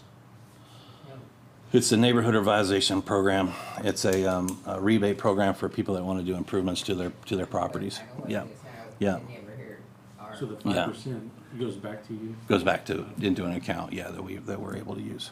How many So staff members do you have now? I have me and 4 people. That's So great. when I started, there were 7. So I didn't, and when I took the job, I did not replace me, so I still do what I did He before. was able to give some of his employees some raises. Raises they out hadn't of had that, in years. yeah, That's great. So I understand the last raise you had was from a previous employer, probably. probably, yeah, yeah, yeah, until when I took this position, yeah, I went up in pay, of course, but yeah, not since Do you have any idea what 2021. the NRP, your 5% is each year that you get? No, I think last year it was 36,000, something like that. So, and then like that Bronco that we bought, that came out of that, so that we didn't have to, ask for any money out of general fund or anything like that to replace the vehicle, so, How many years you worked for the county? 7. Yep. I'd like to talk about the NRP a little bit. About what now? The NRP. Okay. So when I came on, pretty much my main job was to do kind of internal auditing, and out of that we found, and Matt and I worked really closely together on this. We found a lot of problems in the NRP program in our software system. Some of it is the system doesn't have the capabilities to do what we need it to do. The other things were user errors. They weren't trained properly when we took on the program years ago. When there was a transition between appraisers, there was not cross training done, and so it was a multitude of things. So we manually calculated all the NRPs for several years, and out of that we found that we owed some people some money. And now Matt, as a second check, is using that. We set up a spreadsheet. He's now using that spreadsheet to double check the system to make sure that we are paying this correctly. We had a little bit of a problem again this year, but it will be good from here on out. Right. We know where We know all exactly the what issues happened are. on that one, yeah. So, but how that process happens, it starts in his office, and from his office, then it goes to the clerk who sets the tax roll, and from the clerk it goes to the treasurer. And at the treasurer spot is where we have to have that final double check. And so Jennifer is fully aware. We all sit down, and when she takes office in October, we know what needs to happen, and it's imperative that we have communication. But what hurt is the year that we had the problem, we could have gone against the bond, because it really wasn't Matt's issue. We could have gone against the appraiser bond to try and get those funds back, because what happens is those tax dollars went to the taxing entities when we should have held them to refund to the people that had the NRP program. But the administration at the time chose not to do that, so it hit his budget. So it depleted his equipment fund, so he doesn't have equipment dollars anymore. And I'm gonna pass this document around because it's still hurting him Let's go this way. financially. It's still hurting him in 2025.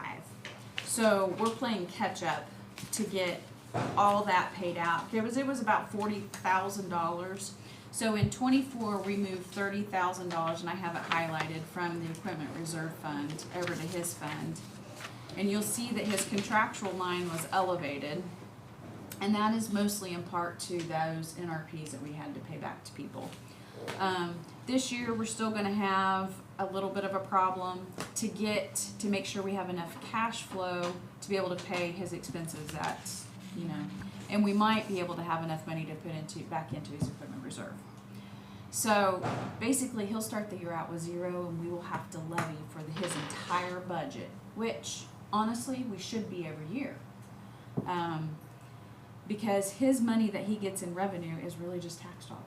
I mean, maybe $2,500 from some fees, Yeah. but not Yeah, much. we have a few fees.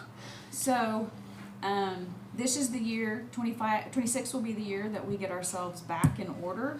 And, you could still go back against that bond, but we've made it work. But the commission will see the appraiser fund levy go up this year. It's just how it is. There's not a lot of places he can cut. And so, but I wanted to share that with you. I've already got his fund done, and I know what it's gonna do, so. So the eligible claims on the bond are errors, Yeah. omissions, dishonesty? Yeah, Okay. yeah. And it was definitely it was an error. So why wouldn't we do that? And They voted not to. they voted not to. Thanks. Mhm. Okay, you said it was because of the errors and I won't speculate as to the motive there. So,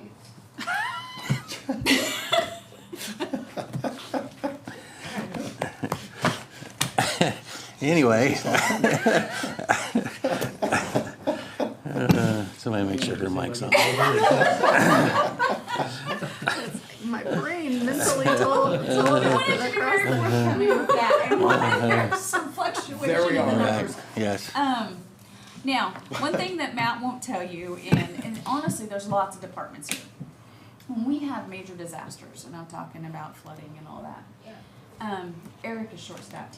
His people are out fixing the problems, so there has to be somebody identifying the problems. And so there's a group that goes out, Matt, Shane, Brian, and they go out and they help gather pictures, they help, so everybody's pitching in. And I think that's something that people maybe miss, is we're not just focusing on our departments. Everybody's focusing on the county. And that's what you want. Yes, absolutely. You don't want people so rigid that we can't cooperate with Right. each Yeah, other. yeah. And we all work very well together. Right. And I have the vehicles and the people so that we need to help when it comes to this kind And of when I thing. need a desk moved out of my office, Yeah. they pitch in and help. Gotcha. So, back. it's I'm not just- available that day. Yeah. It's just what we have to do Sure. to make things work here. That's the way things should be in a small town. Yeah. Yeah. Right. So, kind of a sidebar question. At the bank, to define ownerships of properties, we used ORCA through kansasgis.org. Is that populated by our? It comes out of our system. Okay. Yeah, all of that information, owner information and stuff. Anything that's public knowledge comes out of our system. Okay. Yep. And we maintain that, and it works Yeah. most of the time, but, Now, there's some counties that restrict it, but yeah, yep. So, yeah, our system, our office is open for everything except for sale prices, so it's all public knowledge, but we can't give that out. yeah, it's very obvious you keep things clean and tight, so we appreciate that. Yeah, try to. Yep. Anything else? No? Okay. We flip-flop because she's gonna, I think, do the IT after, so that she can have all the time. Yep, no problem. Thank Guys, need you. anything, let me know, okay? All right, thanks, Matt.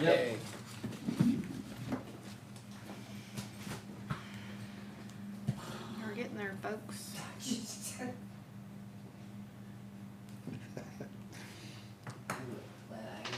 I told my mom when she turned 70 that she could say whatever she wanted to. She's earned the right. I'm looking forward to that. I keep saying that. I'm waiting. Or where I can just say stuff. Oh, and wait, people you're not just- doing that yet? I just don't understand. What the long-range thinking was on some of this stuff. That's You what assume there was long-range thinking. Well, I That's don't the know. first That's what I don't understand. I really don't. I'm sure there'll be great excuses, but. And the thing about it, it's gonna take a while, and nothing is gonna be straightened out quickly. It's crazy. You all, finance, when I started the city, and I'd get with Susan, and Susan's like, no one's in 20, whatever, how long she's been there, has ever asked certain questions. They just look at it and then, pick out one or two things to act like they're, or whatever, and so I think that's why there's no long-term, because you're thinking election, you're thinking Yep. all that, so. So that's the great thing about being our age, you don't care if you're elected or not. Yes. I'm not. Or really at the city, not getting paid, so it doesn't really matter one way or the other. Exactly. So, Okay, am I next or is Shane next? Whoever you want to be. Okay, well, I'm gonna have to be Walker's Shane next. and me. Walker's Because next.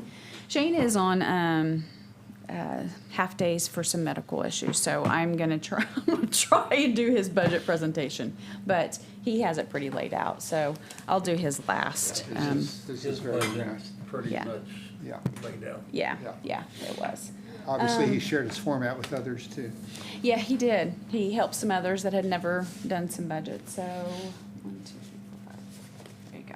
I'm gonna overwhelm you a little bit, but, I kind of feel like it's necessary. bankers hate binders because they just always have to break them down to scan them and to share them. I know, but these aren't stapled, these aren't anything. Okay, all right. Oh, well, they're loose leaf, all right. Okay, I feel Yes, better. yes.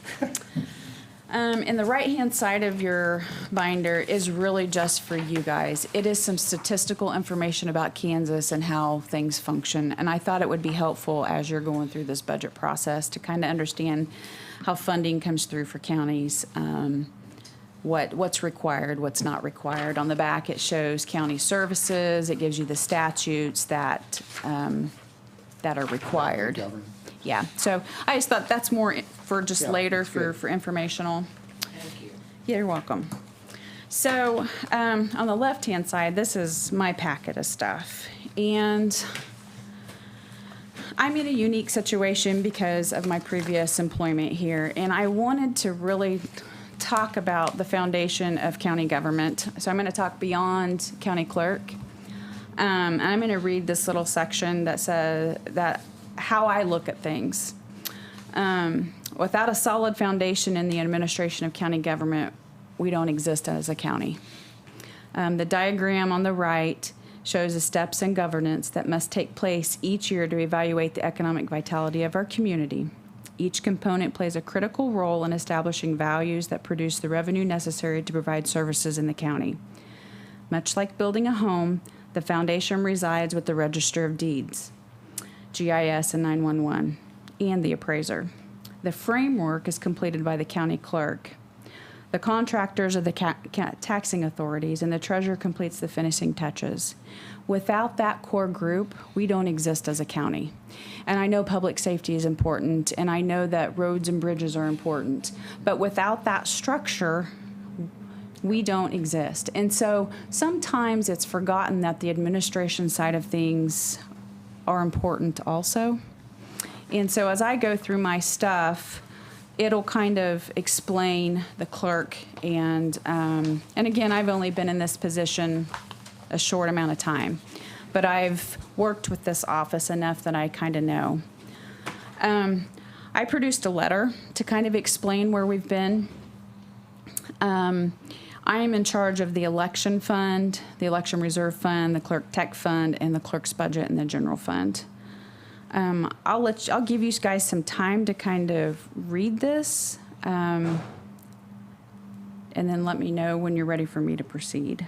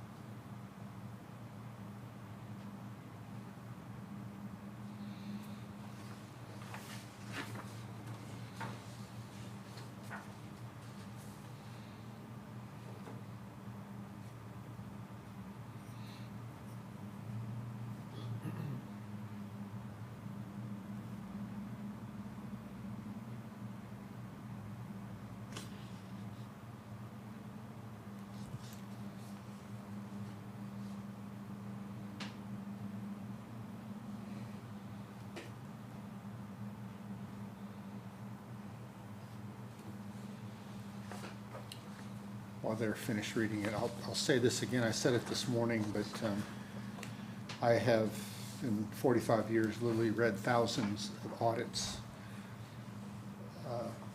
from corporations and from municipalities, and very, very few of those are clean.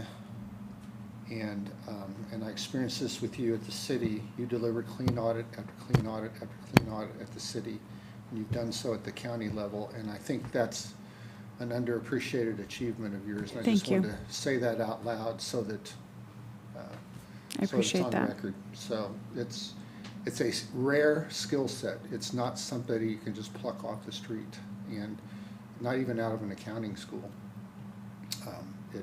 It requires more than just expertise. It requires diligence and character. So appreciate that. Thank you. I would second what you just said, because it is not an easy thing to do. Yeah. Gotta be someone that cares and is interested. Yeah. A lot of detail.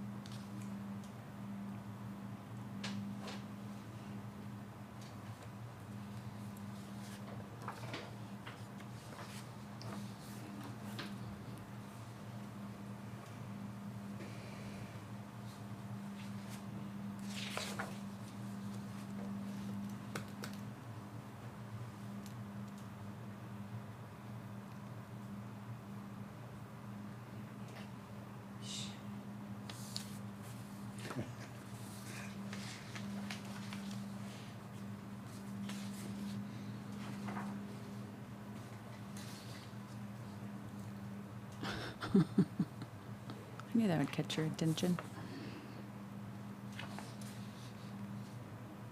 And I will go into more detail about that if you would like, Carolyn. I don't understand. I mean, I understand it, but I don't understand. Why did you do something? Heading out the door. Left and made that decision. Knew they were leaving and made that decision. I just don't, I just, And it's really put us in a bad position, to be quite honest. So I'll kind of, so Why you don't guys you- aren't why having. don't you elaborate yeah, on that Yeah, since we're on so, the topic? so election is a very volatile area, and there's a lot of moving parts right now that are going on. In 2022, at the end of 2022, a new system was purchased. And we used to use ES&S. And ES&S we could have just upgraded and would have been for half the cost. But an outgoing clerk decided to buy a brand new system, knowing that they were leaving, and left the new clerk, which would have been Jennifer, to have to deal with learning it, implementing it, had never done elections. And so it was a huge learning curve. And how Jennifer did not leave as clerk is beyond me, because she was without an individual for 7 months in her office. It was just her. I don't know. I feel for her. That's all I have to say. At that time, they moved payroll and benefits over to the CFO, so I was doing all that piece of the job, so she was not having to deal with that. And but still, when we dive into this, you'll see what the responsibilities of the clerk are. It's not just a secretarial position, and so I'll go into that in more detail, because I think it's important for people to understand what everybody does in this organization. Absolutely. So we are stuck with a system that doubled our maintenance cost. We were paying around 10 grand. We're now paying around 20 grand. And so I have tried to have conversations with the company to please come back, take all your stuff, give us a discounted amount. We'll go do something different, because I could upgrade today to ES&S, which works and integrates with the state of Kansas's program for $50,000, but I can't get the company to cooperate with me. So I'm kind of stuck. We're getting ready to run an election, and I can't really switch now. But every election, we've had to have them on site, which costs us money, because we may have one of the machines go down, and we don't have a whole lot of backups. and the integrity of the system has to be good for an election. And so that's one thing. They'll have to be on site again this year, which will cost us more money. With redistricting, going from, and I don't want to get into a whole lot of details, but this book right here is what I have to know for elections. This is just this is the statutes on elections. So to learn everything that goes into an election is in this book, and I have to know all of that. And luckily, the state of Kansas is very good about working with you to try and help you get through an election. But the redistricting caused us to change boundary lines, which we had to go in our system and touch every single voter to figure out where their precincts are, where their townships are. So it's taken us from January to now to get the redistricting done. Well, that caused townships to be cut into precincts. And so like Scott Township has all 5 commissioner districts in it. So that made me create 5 precincts. So a precinct determines where you vote, what type of ballot you get. And so we now have all these new ballot styles, which costs money to print. So all of our costs increased when we redistricted. So to say that it wasn't going to cost any more money to redistrict was not a fair statement. And the workload is on the clerk because we own the responsibility for the elections and what goes into the system. So that's one thing. So that just kind of gets that out of the way. I do feel like, and I always have felt like, the clerk's office is understaffed. And I think that is attributed to maybe some bad audits. There's a lot of work that is required of the clerk, and if you'll turn to the Bourbon County Clerk job description.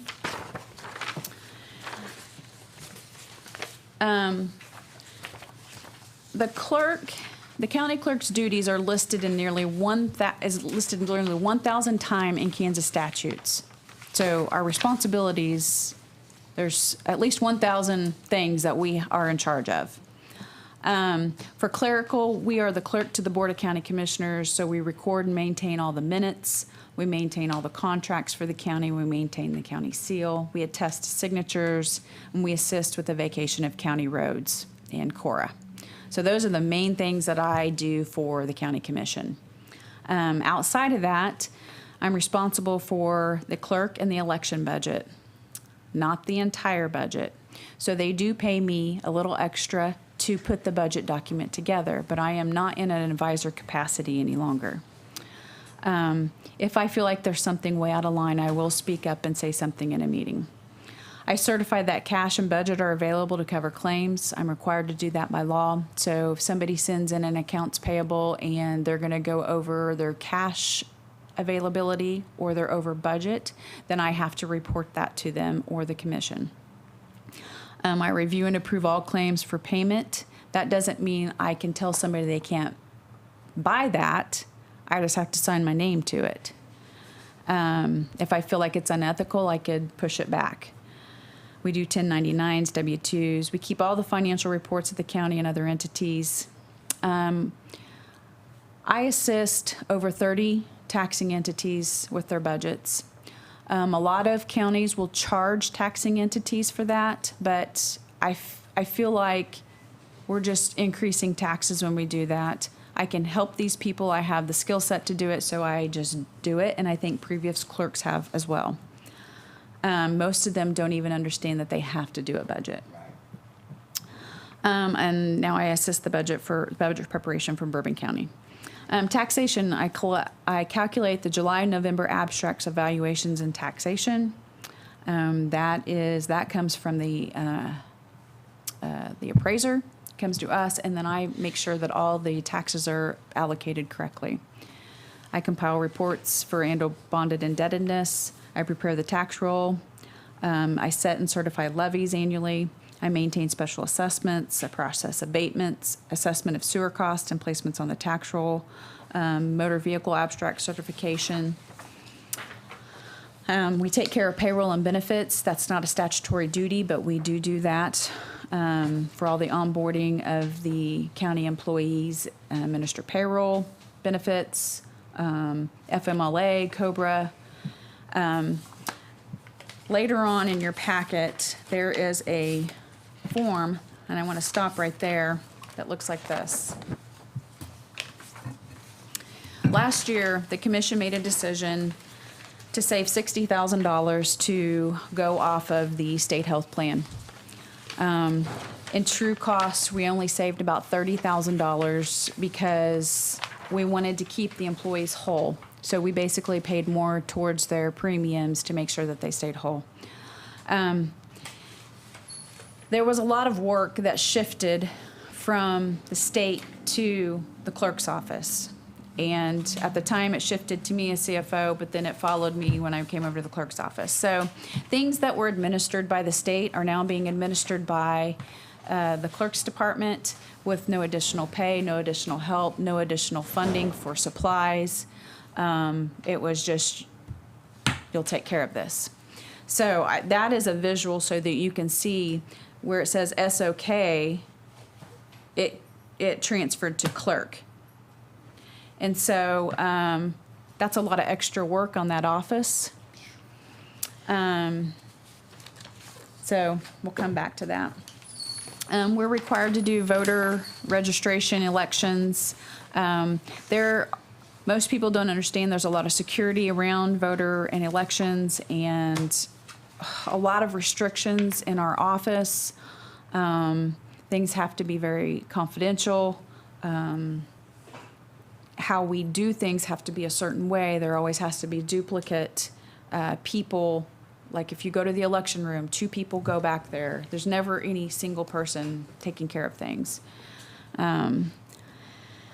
Miscellaneous things that we do. These are state mandated things that we don't get paid for. We sell the license for Kansas Department of Wildlife and Parks, moving permits, cereal malt beverages, licenses, and firework permits. We have to do the fixed asset inventory. That is a state statute. We assist taxpayers annually for homesteads, so we do taxes. We are also the Freedom of Information Officer. We maintain all legal publications for the county, all claims against the county, so liability insurance, work comp insurance are handled through our office. We have to maintain a map of all taxing units and certify them to PVD. We are the check and balance to motor vehicle, the general ledger, real and personal property from other offices, and maintain separate set of records. We administer all the county policies. We handle bids and quotations. We have to be notaries. We administer oaths of office. Any charter resolutions that are done by cities or counties have to be filed with the Secretary of State. Interlocal agreements are filed with us. Private burial grounds. If the sheriff or the undersheriff are no longer in office, the county clerk becomes the sheriff. Vacation restricted access. We have to work with the external auditor. Not gonna prevent a lynching? We might prevent a lynching. I don't know. I might do a lynching. I don't know. Let's start being nicer to it. We administer, I already talked about liability. Real property relief applications. If someone's house burns down, then we take care of all those applications. Tax exemptions for the county. Maintain and renew all the federal SAM cage numbers. Federal grants, we take care of all those. We administer contract labor compliance and assist with general obligation bonds for taxing entities. And we administer accounts payable for the county. So the list is long. And there are 3 people in my office. In my budget, I won't sugarcoat it, I am asking for an additional person. There is a form in here that says historical pay and staffing for the clerk's office. In the past, they had the auditor prepare the budget before the CFO came on board. It looks like this. Sorry, I should have kept it in order. It shows the county clerk's pay and her extra duties as an election officer. They hired a CFO to come in. When they hired me as the CFO, we had 7 years of bad audits, and they weren't just a few things. They were very significant things. And so within a year, we got those cleaned up. And all parties were involved. I was working with the treasurer and the clerk to get things cleaned up. I couldn't do it all by myself. I had to have their cooperation. But most of the time, there's been at least four people, or a part-time person, 3 and a part-time person in that office. We've not had a part-time person in that office for a while. So it makes it, we are also the first people to take phone calls for the county. So you have constant interruption because that's where people stop. If I were to hire an additional person, it would be somebody that is completely dedicated to elections. We are required by law to check every single day for voter registration changes. And you have to log in to the system to do that. And you have to go through the newspaper and look for obituaries. It's not, the information isn't just given to you. And so there's a pretty big process for the elections. And it's been split between the county clerk and one other person, but that other person also does accounts payable. So it's, at times, it can be very overwhelming. If we were to have had a primary, I would be doing 31 budgets plus getting prepared for an election plus all the traffic that we have come through our office. So I feel like it's important that we have that additional person. There is some legislation that's pushing that you'll only ever have 2 elections every year. Last year we had 4, so the cost of the elections went up. And so that's why you kind of see the fluctuation in the numbers. This one shows you election and what we pay for out of election. And it says how many elections we had that year. And then, of course, last year there was that presidential primary thing. That, what was it called? It was something in February or in April. Presidential preference. Yeah. And then we also had a sales tax that we had to do. So, a bond issue for the school. So we've had a lot of elections last year. So the cost was up last year. It'll go kind of back down, but I'm afraid it's not going to go down much because we'll have all these new ballot styles. To try and help reduce the cost, and I know this was not popular, we did shut down 2 polling places to try and save from having so many election workers. Now, I may find out that I'm going to need more election workers at the other 2 polling places that they're going to. So we're doing our best to try and figure out where we can maybe cut some costs there. We don't pay our election workers $10 a day. I mean, or $10 an hour. They're not getting much money to be there. I included a detail of my contractual and commodities for the clerk's office. I have a lot of required training that I have to go to. Elections is a required training.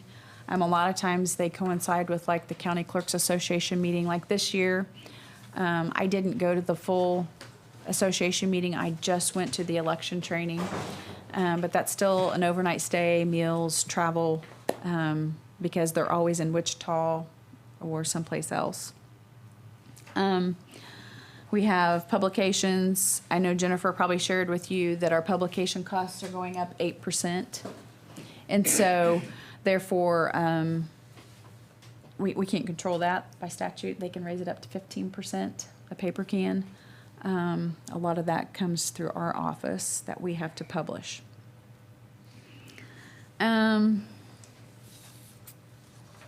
This is just informational. This tells you kind of the history of where we've been in the county clerk's office and the election fund.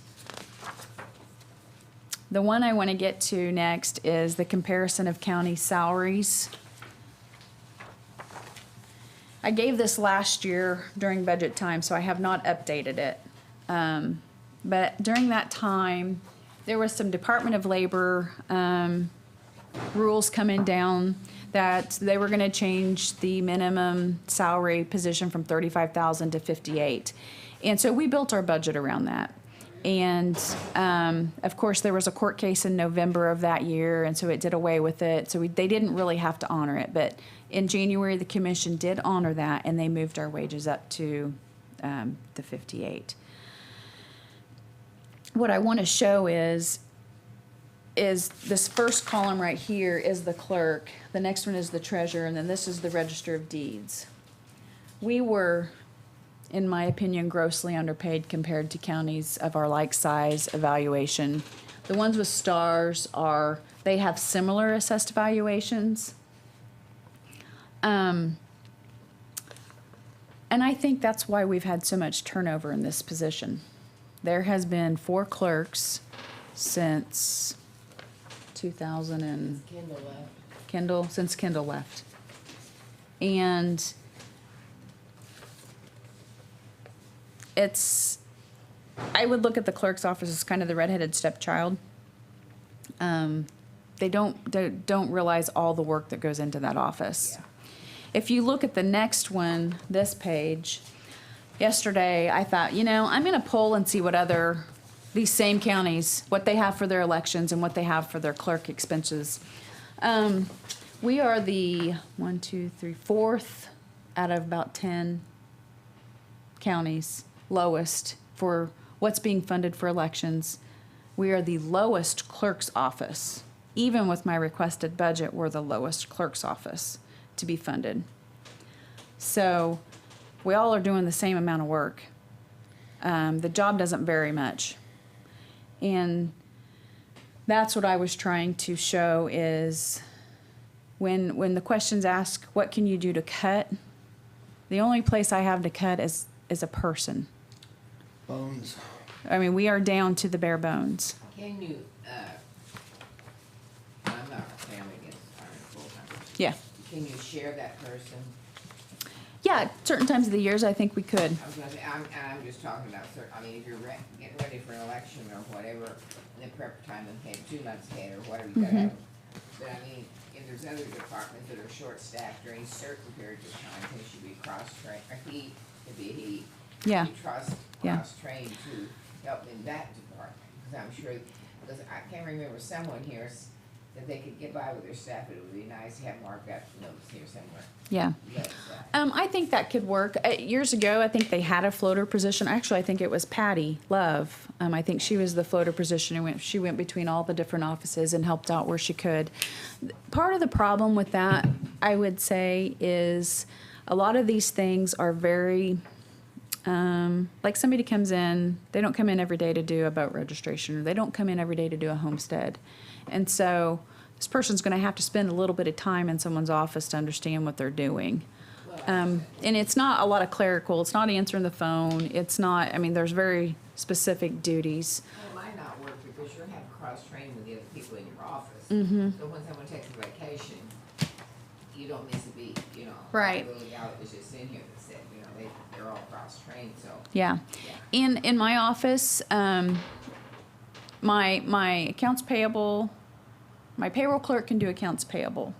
But I really have to have those 2 positions to have a separation of duties. So she inputs the accounts payable, my payroll clerk runs the checks. So there has to be a little bit of that to make sure that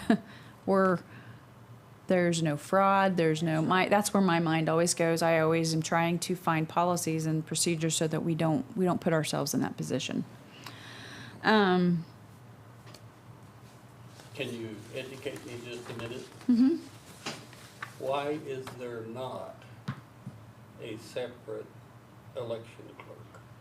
By law, I am the official election clerk. By which law?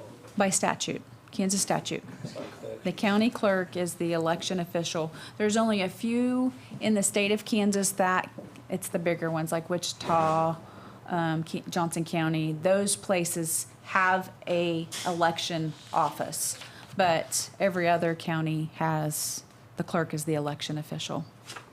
Okay, so it's designated by the state. Yeah. That's the problem. Because I come from longtime resident of Johnson County. Mm-hmm. There wasn't. Yeah, you had an election, yeah, and she's amazing. The lady that runs that, she is amazing. She does a lot of our training. But we don't have that here.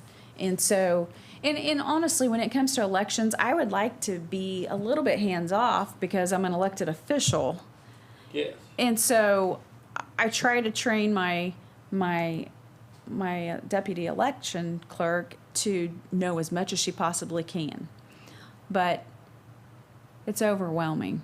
It really is. When you have to read and know everything in that book, it's pretty overwhelming. So that's why I felt like an individual just dedicated to elections, as the expert on elections, would help our county. It would. And we could use them. I mean, we could use them in other areas when we have some downtime. But I'm telling you, there's not a lot of downtime. Help clean up the voter rolls. Voter rules, there's I know the rules, state, yes. yeah, that we have to do, but yes. So like this year, we're gonna get an opportunity, I'm gonna look at it that way, we're gonna get an opportunity to clean them up because since we changed the precincts and the boundary lines, I have to send out a card to every single person. So when those come back, that gives me a pretty good indication, and then I have to wait 2 general elections. So that's not this year, that'll be next year, and then 2 years, so we're 8 years out before we can clean them up. But that's just the law. Can't do anything about that. So if they don't respond and don't vote? Yes. Then you can take it. Yes, and I can take them off. Oh, have you got the, okay, 2 questions. One, how much are you asking for on an increase on your budget, the election budget and the general, $23,000 total. for both of them? Mm-hmm. Oh my goodness, girl. Oh wait, no, Hey, you're not gonna hire somebody for that. 33,000. Okay. 23 in the election because that's where I'm going to put most of the Yeah. expense, and 10,000 in the county clerk's office because I would like to give a little bit of a raise to my employees. Sure. Okay, now, what happened with the valuation this year? Valuation did go up. Didn't go up a lot though. I think we'll gain. I haven't run the numbers on that yet, but it did go up just a Can we little get bit. the numbers on Yes, that? yes. Okay.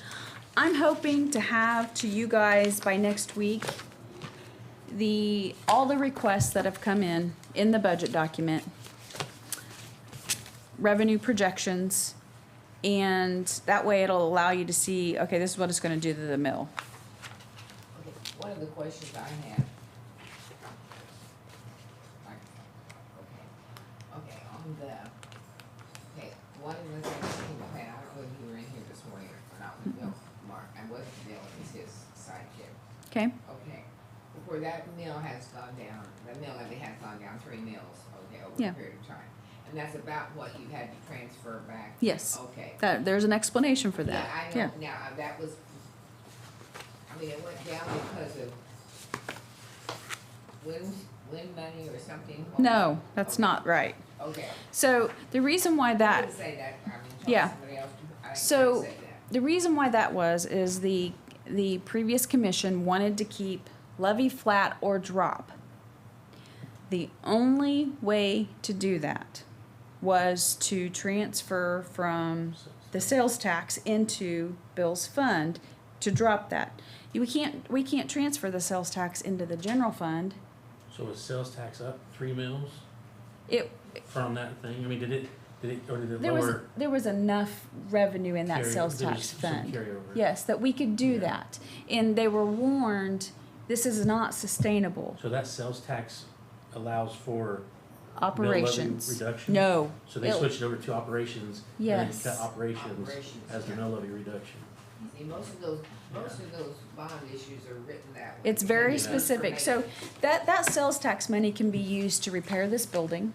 Yeah. It can be used to pay the bonds on the jail, and it can be used for operations if needed.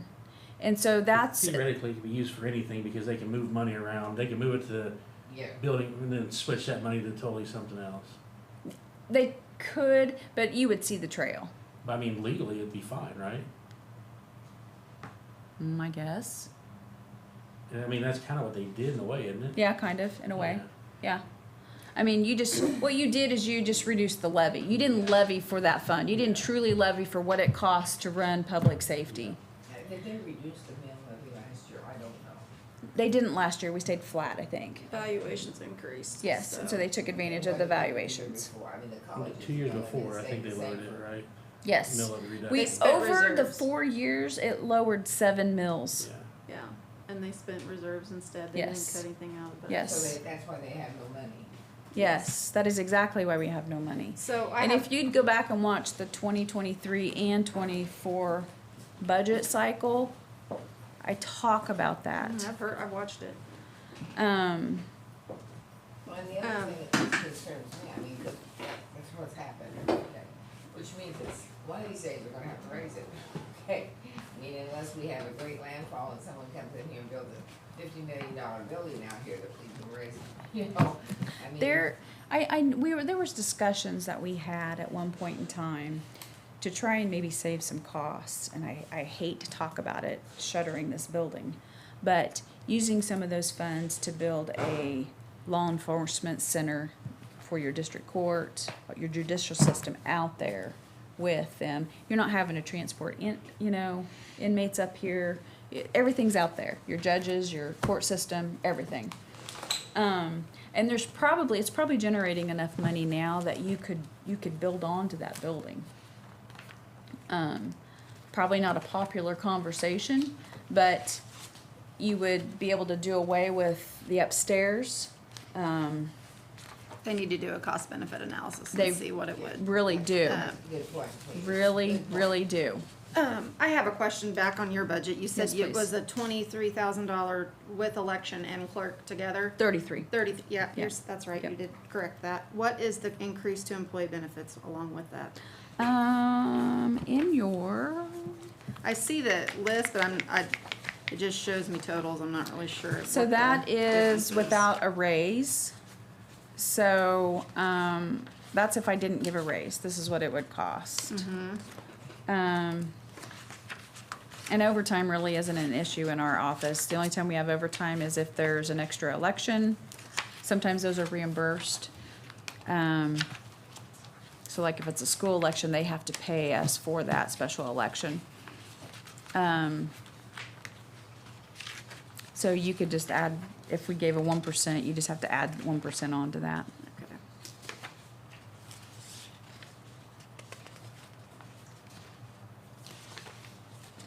I know I have it. That one? Is that the one you're looking Yes, for? that's the one I'm looking for, I know I have it. Several of the departments that we talked to today have talked about salary increases. Mm-hmm. I don't think everyone did, but most of them did. Is there anything that they're looking at, I mean, is the overall thing looking like, do they have like 3%, 2%, or none, or? To be quite honest, unless you raise the mill levy, you will not be able to give salary increases. I already know you're gonna have a 8 to 10% increase in insurance, and so the commission has to determine, are they going to cover the cost to the employee's increase, or are they gonna make the employee take the increase? Okay, How many different plans are there on insurance? there's only two. They're really, honestly, it probably ought to be built out so you have some options. But it's very rich. We pay a lot. I mean, if you look at just mine, Yeah, that's what. we pay for a single plan, so, How much is this single plan? well. An employee only is $910, Yeah, A month? yes. yes. So divide that by a monthly hours that they work, so how much more is that they're getting paid in a sense? $910 a month. Yeah. So, for example, I'll just use mine, I don't care. $22,000, I get a benefit. That's very rich, That's very rich. but I'm not saying No, people no, no, don't no, work it, but no. it's very rich. most people don't have that in employment. Oh, nobody that But- I Fort Scott that I'm aware of. $5.40 an hour. Yeah, so I mean, someone that complains because they're only making $23 an hour is really making $29 an hour. Yeah, yeah. Do you, and I don't know if this is a question for you, but do you know if other counties do the same, pay the same benefits? A lot of places are with the state health plan. And they require you to pay what they Yeah, but say. it's not 100%. Yeah, no. And it's based on your salary. If you make less than a certain amount of money, So it's tiered. it's tiered, and if you make more, like for. Yeah, this isn't tiered. This isn't tiered though. Our state plan wasn't tiered, so it was different maybe for college. I don't know. Well, when we went back on it when they had the original, so, and then, so. I mean, it pays very well. I think we're too late in the year to redesign that. We could do something next year, I think. That's what that committee's gonna What, be. Do they I have any, think. is there any deductible on it at all? I don't know those details. I only know what the cost of the county Yes. I is. talked to Julie McDaniel, because she just did this for the college a year ago, not this current year, but a year back. And when I did that 10-year thing for them, to see where to go, with tremendous savings in employee benefit, in hospitalization. And that is, each budget pays their own, you know what I'm saying? But there was a big savings in that. In my opinion, you have to, and when you're preparing a budget, you have to prepare for the highest because you don't know what an employee's gonna take. That's right. So it makes it really hard to budget, and that's why it's got probably a little bit of cash in there because Right. you kind of always do. Okay, here's my max. This is what I Yes. know I'm going to have to pay, and so it gains a little bit, not a lot. There's not a whole lot in there. No. I do know liability insurance is going up. Did I say 15%? I think that's what they told us. 15%. So think about all these things that we've talked about here, liability insurance, 8% health insurance, Work comp will go up. work comp, and we're behind on raises, we're behind on reserves. We've talked about long-term planning for sinking funds for equipment replacement, that's not gonna be free. No. Those are gonna be transfers from general fund to, and then, we're behind on the landfill, sinking fund. All those priorities that we're behind on, we're starting out behind the 8 ball. That's right. Yep. And that's just what we've discussed today, and there's more. Yeah, there's definitely more. Well, and there's so many departments that you won't even hear from, and I'll go through those here in a second. It makes it's really a gloomy conversation because you don't want to raise taxes for people. You really don't. But are we at a point? Are we providing services? Are we providing more services than what we can afford? And I can't answer that. The expectation is to provide a certain level. So you have to pay for it. But when you look at our assessed valuation, we are a poor county when it comes to assessed valuation. Yes, we are. We are behind on our assessed valuations. But I think you'll see a mass exodus if we, You got a lot of retired people in this county. yes, Well, yes. that Really? shouldn't affect Lot the of assessed valuation though, because No. the house that they buy and et cetera. But as they increase and try to catch up to where they're supposed to be, the fixed income people are the ones that are gonna be hit the hardest. Yeah. And a very low average household income. Yes. There was a few, when I first came on in 21, Matt and I put together some information, and at that time, 62% of our homes were valued at 50,000 or less. So that tells you right there. Now those have gone up a little bit with the housing market and all that. Yeah. From my presentation, in the very back, I did this for the commission because we had such a turnover in the commission. These are all the statutory guidelines in order for us to get a good audit that we are required to do. And I just did it for the clerk and treasurer's office. Sometimes you might see the appraiser or the commission or public works in there, but mainly for the clerk and treasurer. Anything highlighted in red is a penal statute, so if it's not followed, there's a penalty to it.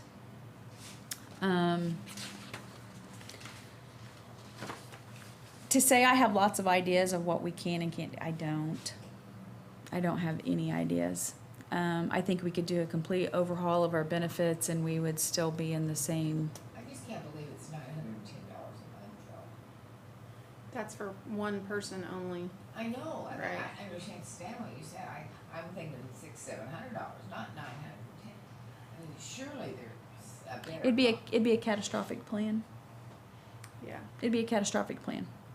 Average health insurance per employee is $22,000 a year. That's the national That's just norm. health insurance. That's not papers, that's. And you guys have to think about, you can't think about benefits statically, you have to think about them in Right. context of salary, because when you're negotiating with an employee, both of those come into play. That's And exactly right. I honestly think that we've got some tenured people here, and they do stay because of the benefits. Yes, they do. So they're willing to take a little bit less pay. I don't think everybody's complaining about the pay. They really aren't. I mean, we had for years, we had 2 or 3 departments that were only working 35 hours a week for $13 an hour. That's not very much money. I don't know how people are surviving on that. Qualified for Yeah. assistance. But that's where we've been. That would have made a difference. When did they switch to the 40 hours? Just last year, Okay, we'll see. and the base up to And 15. they reduced the mill. I mean, 'cause Well, they used cash reserves to do that. Yes. So between the 2010 and 2020 census, we lost 810 people, so that means those of us left behind are carrying a higher percentage of the burden. So, Yes. They have a special meeting at 3:40, so I'm gonna quickly pass out Shane's budget for you guys to absorb. Okay. is he asking for more money? That's all. No, he's not. You already handed it out. Never mind. I'll accept it. 20 Modestly, modest amount. Just $2,700. This was the one that you want me in case I have questions. I Yeah, can sure, relate. sure. Just making sure. Just $2,700. He also included Hold on just a the. second. So, Okay. Jimmy, do you know everybody around the table? I recognize the faces. I'm awful with names. I Carolyn apologize. Sin, Oh, Greg I thought Motley, Jimmy said he was a big- Joe Smith, Katie Casper, Josh Jones. Yep. Do your parents live at 4th and Main? Yep. Okay, right. Tell your dad I Right, said Jimmy. hi. Tell your dad I said hi. Or Santa We're Claus, almost whatever done. you call it. Thank you. He pretty much lays it out pretty specifically on what he uses his funds for. He's asking $2,700 more. Yes, and on the back, he does the job descriptions. They do more than just IT. They do GIS mapping, they do, Brian helps him with the 911 addresses. Again, they kind of cross. Shane is also the deputy register of deeds. He's the deputy emergency manager. He helps with the infrastructure around the buildings. I'm trying to think of what else I forgot. What year did Brian's 10,000 come out of the budget? Last year it switched because he's not really doing IT stuff anymore. They do also do some work for the city of Fort Scott. They kind of. Which is reimbursed. Yeah, to they this do. county. Yeah, they do pay back. It's 30. Speaking of the city of Fort Scott, that, what the sheriff's office was talking about, the required by the Kansas Highway Patrol, that they had to go to that encrypted on their messages and everything. When does that go into effect? It's mandatory. So he said it's supposed to go in this year. Well, but there is, there's been some other talks, and so I hope that Shane has been involved in that on a different perspective. They have the correct, if I understand it right, they have the correct equipment. They just have to. It's the implementation of it. So Yes. that encryption has multiple different ways you can achieve it. By far the most expensive is an 800 series radio, which is encrypted radio traffic. But they have CADs inside their vehicles that data can be transmitted through. Technically a fax counts as secure transmission, but also text messages between dispatch and the sheriff's deputies count as encrypted transmission as well. They have multiple avenues of which they can go through that they've had access to this entire time. It's just a matter of getting them to actually use it. Right now, the preferred method would be through their in-car What CADs. does other counties have around here? Primarily in-car CADs, I believe, is what's primarily used. That or a cell phone call to dispatch's admin line. The 800 series radios, the state would love to see implemented. They're not necessarily helping with. And the reason why they would love to see it is so that they can piggyback off of it if there's a statewide emergency. Yeah. But again, there's no reimbursement if we go 800 series, and they are very prohibitively expensive. So it's not, we don't have to do that, is what I'm saying. And so we really, I think there needs to be just a conversation about that, make sure that we're talking to the right authorities No, I would also agree, but too. They also talk about the fire department and, the city, I mean, all these entities that fall underneath this need Yeah. to be involved in the Yes, conversation. and I know Shane has talked to Pickert about it Pickard, and Eastwood, Dave. Lou in dispatch. There have been many conversations on the back end to try and follow to the request of the sheriff. There's even been talk of maybe not going 800 series radios, but going another encrypted radio. Even though they can do their transmissions through the CAD, we are looking at an upgrade to the radio system as well. Well, I know you don't take anything, but what is a ballpark on something like that? I know the ballpark on the 800 radios is a couple $1 million.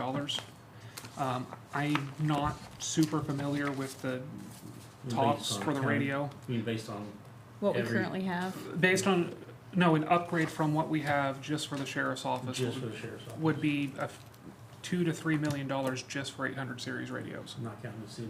No, that is only the county. I don't have the information for the other avenues because I'm not necessarily in those talks. I'm just saying something like that needs to be, I mean. But Shane does. I know he does. And I hate, I can't speak on this because No, I'm, and I don't expect you to, but I don't necessarily think it has to be an outside committee, it's just that somebody needs to get a handle on that, because all of a sudden it's gonna happen. yeah. And then we sort of piecemeal things, and that's what's happened now. Yeah, Well- I know that there's a plan. There Even if has we, to be cooperation between all the Well, entities. this guy, Baker Stiller guy, is the one that told me about it. yeah, Yeah. even if we don't do radios and we run up to the deadline, the current system that they have in the vehicles, if it is enforced by the sheriff to be used, validates what is required. So we don't have to spend extra money outside what is currently there, other than to try and help prevent something like this from happening in the future where we meet it, but the next time they upgrade it, we may not. Yeah. So Okay, I think we have time. good. The other thing that I wanted to point out is, a lot of people don't know, is years ago when Shane negotiated the Crocan bill that we Yes. pay for internet, he saved over, was it two? It's been 90 months, and so far it has saved $225,000 total over the that county. 90 months. It is for the lifetime that we have Crocan, a 50% flat discount. Wonderful. And so, there are things like that that a lot of people don't know that have gone on behind the scenes that we do our best to try and negotiate a Now, lot of that. that had a lot to do with personal relationships too. Yes, which absolutely. Relationships are an important aspect of what Yeah. we're Who talking was about. it that we told, the Crocan question today, that they were gonna go back? Oh, Brian Allen. Yes, and he brought that to our attention. The main reason we use Crocan for that is because that 50% flat discount, but also most streaming services do not have local channels available. And with emergency management, with EMS, with the sheriff's office, you need those local channels in the event Define something local comes channel. up. What are you talking about? Joplin or- KOAM 7 News. Okay, well, You can get TV that. has that. Yeah. I am not super familiar with YouTube. I honestly don't have any streaming services. I don't have TV in my own home. But the local area channels may be harder to get, especially if there's breaking news going on. YouTube TV has them, boom, boom, Well, boom, boom. Channel 7 may go out live. They may not hit the live button for YouTube. No, it's I'm- on Hulu Live. So it's live. different than- I have it on my live streaming Well, service. It's live. So is it a lot I cheaper? lose channel 7 every time it rings It depends what Brian's, at my house. what it's charging, just his, or if it's. I've never lost it. Streets or We're gonna- others. you Yeah. can put it on your Probably needs to be phone. looked Who's at. your Yeah. internet You can provider? get it on your phone. Who's your All internet four of those provider? local channels, you can get on your telephone. I'm just going from the explanation that I was New Wave? notified of the primary reason why That's we who I have it. use. Yeah, and so that's why. I've never lost it. I don't know that. Maybe it's- that's the I do it cost that we every can time. pay. I don't know that it's a big deal, Yeah. but that was just one of the questions that came up Yeah. with his Yeah. budget. And the nice thing with Crocan is that 50% discount applies to it. If I remember correctly, emergency management only has 2 units. One is in the EOC and one is down in the workout room, which I believe Brian had mentioned. EMS has a number of TVs, sheriff's office He has a said, number well, of he TVs. would in time to the storms and things, so then when he would come in and see all the screens up, so he could follow what was going on. But see, we have point to point, and they have cabled internet, so Wi-Fi is based on a cabled, and so you're not gonna lose it during a storm, so. We have fiber, yeah, we have fiber. Yeah. So it's $278 a month, so which is That's more than pretty- any cable Yeah, that's pretty expensive. system that I've I ever didn't heard. realize it was that expensive. I think That's there's, Lord. Expensive. I think wonder there's, if there's multiple I stuff that's being wonder- billed to- yeah, I'm thinking so too. We just need to look into that. Because that sounds like it would be the cost coverage for all the cable Yeah. boxes at the county, not the two. Yeah, that's what I'm thinking too. So I wonder if there's a billing issue there. Yeah, I don't know. I'll have to look into it. Some areas that we haven't covered is the county commission budget, going from, you know, from 3 to 5, and wages. County counselor, there's one called the county general. And what hits there is your general liability and contractual type work that I can break down for you all. The opioid fund. I'm just trying to go through these real quick. I think everything else you've hit, but those are the ones that you would have to also vet. And I don't know what the expectation is. I will go ahead and plug everything into the document, and if you'd like for me to come back and just sit down and go through the document with you from what all the requests have been. Plug in the document based on the submissions we've had so far. You have all those? I may not have all of them. Okay, see me for what you don't have. Okay. Okay. All right, Any other questions for me? thank you, Susan. You're welcome. Assuming that means Thank the you, same for Jimmy. me as well. Thank you. Thank you, Jimmy. Thank you. Yes. You're very welcome. So we gotta be out here in 10 minutes? Let's get out of here in 10 minutes. Okay. And then, Jimmy, I'll need you to set up What about another okay, meeting. this information that we've received today?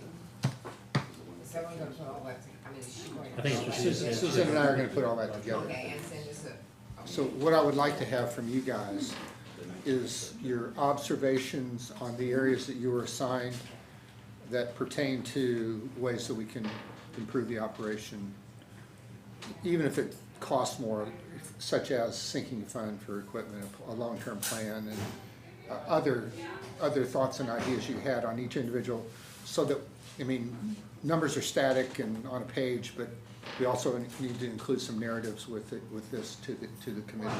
Yeah, I think we all have opinions on some of the other stuff. I mean, at least we can, the 5 of us can look at it. Yeah. You know, yeah. Well, my hope is that we can synthesize those decisions and recommendations, you know, a week from tomorrow at 4:30 here. And the goal is to get to a recommendation on the revenue side. So bring those back by next week, or Yeah. before, okay. So we're not gonna meet again this week. No. So what I'm going to do is get that, the total of all these budgets together with Susan, and I'll have Susan send that all to you guys Thank you. as soon as possible, so.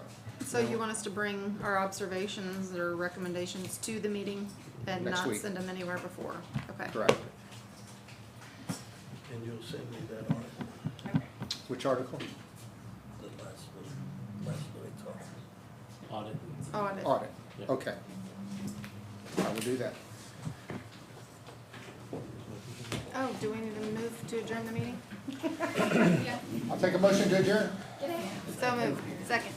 All in favor? Aye.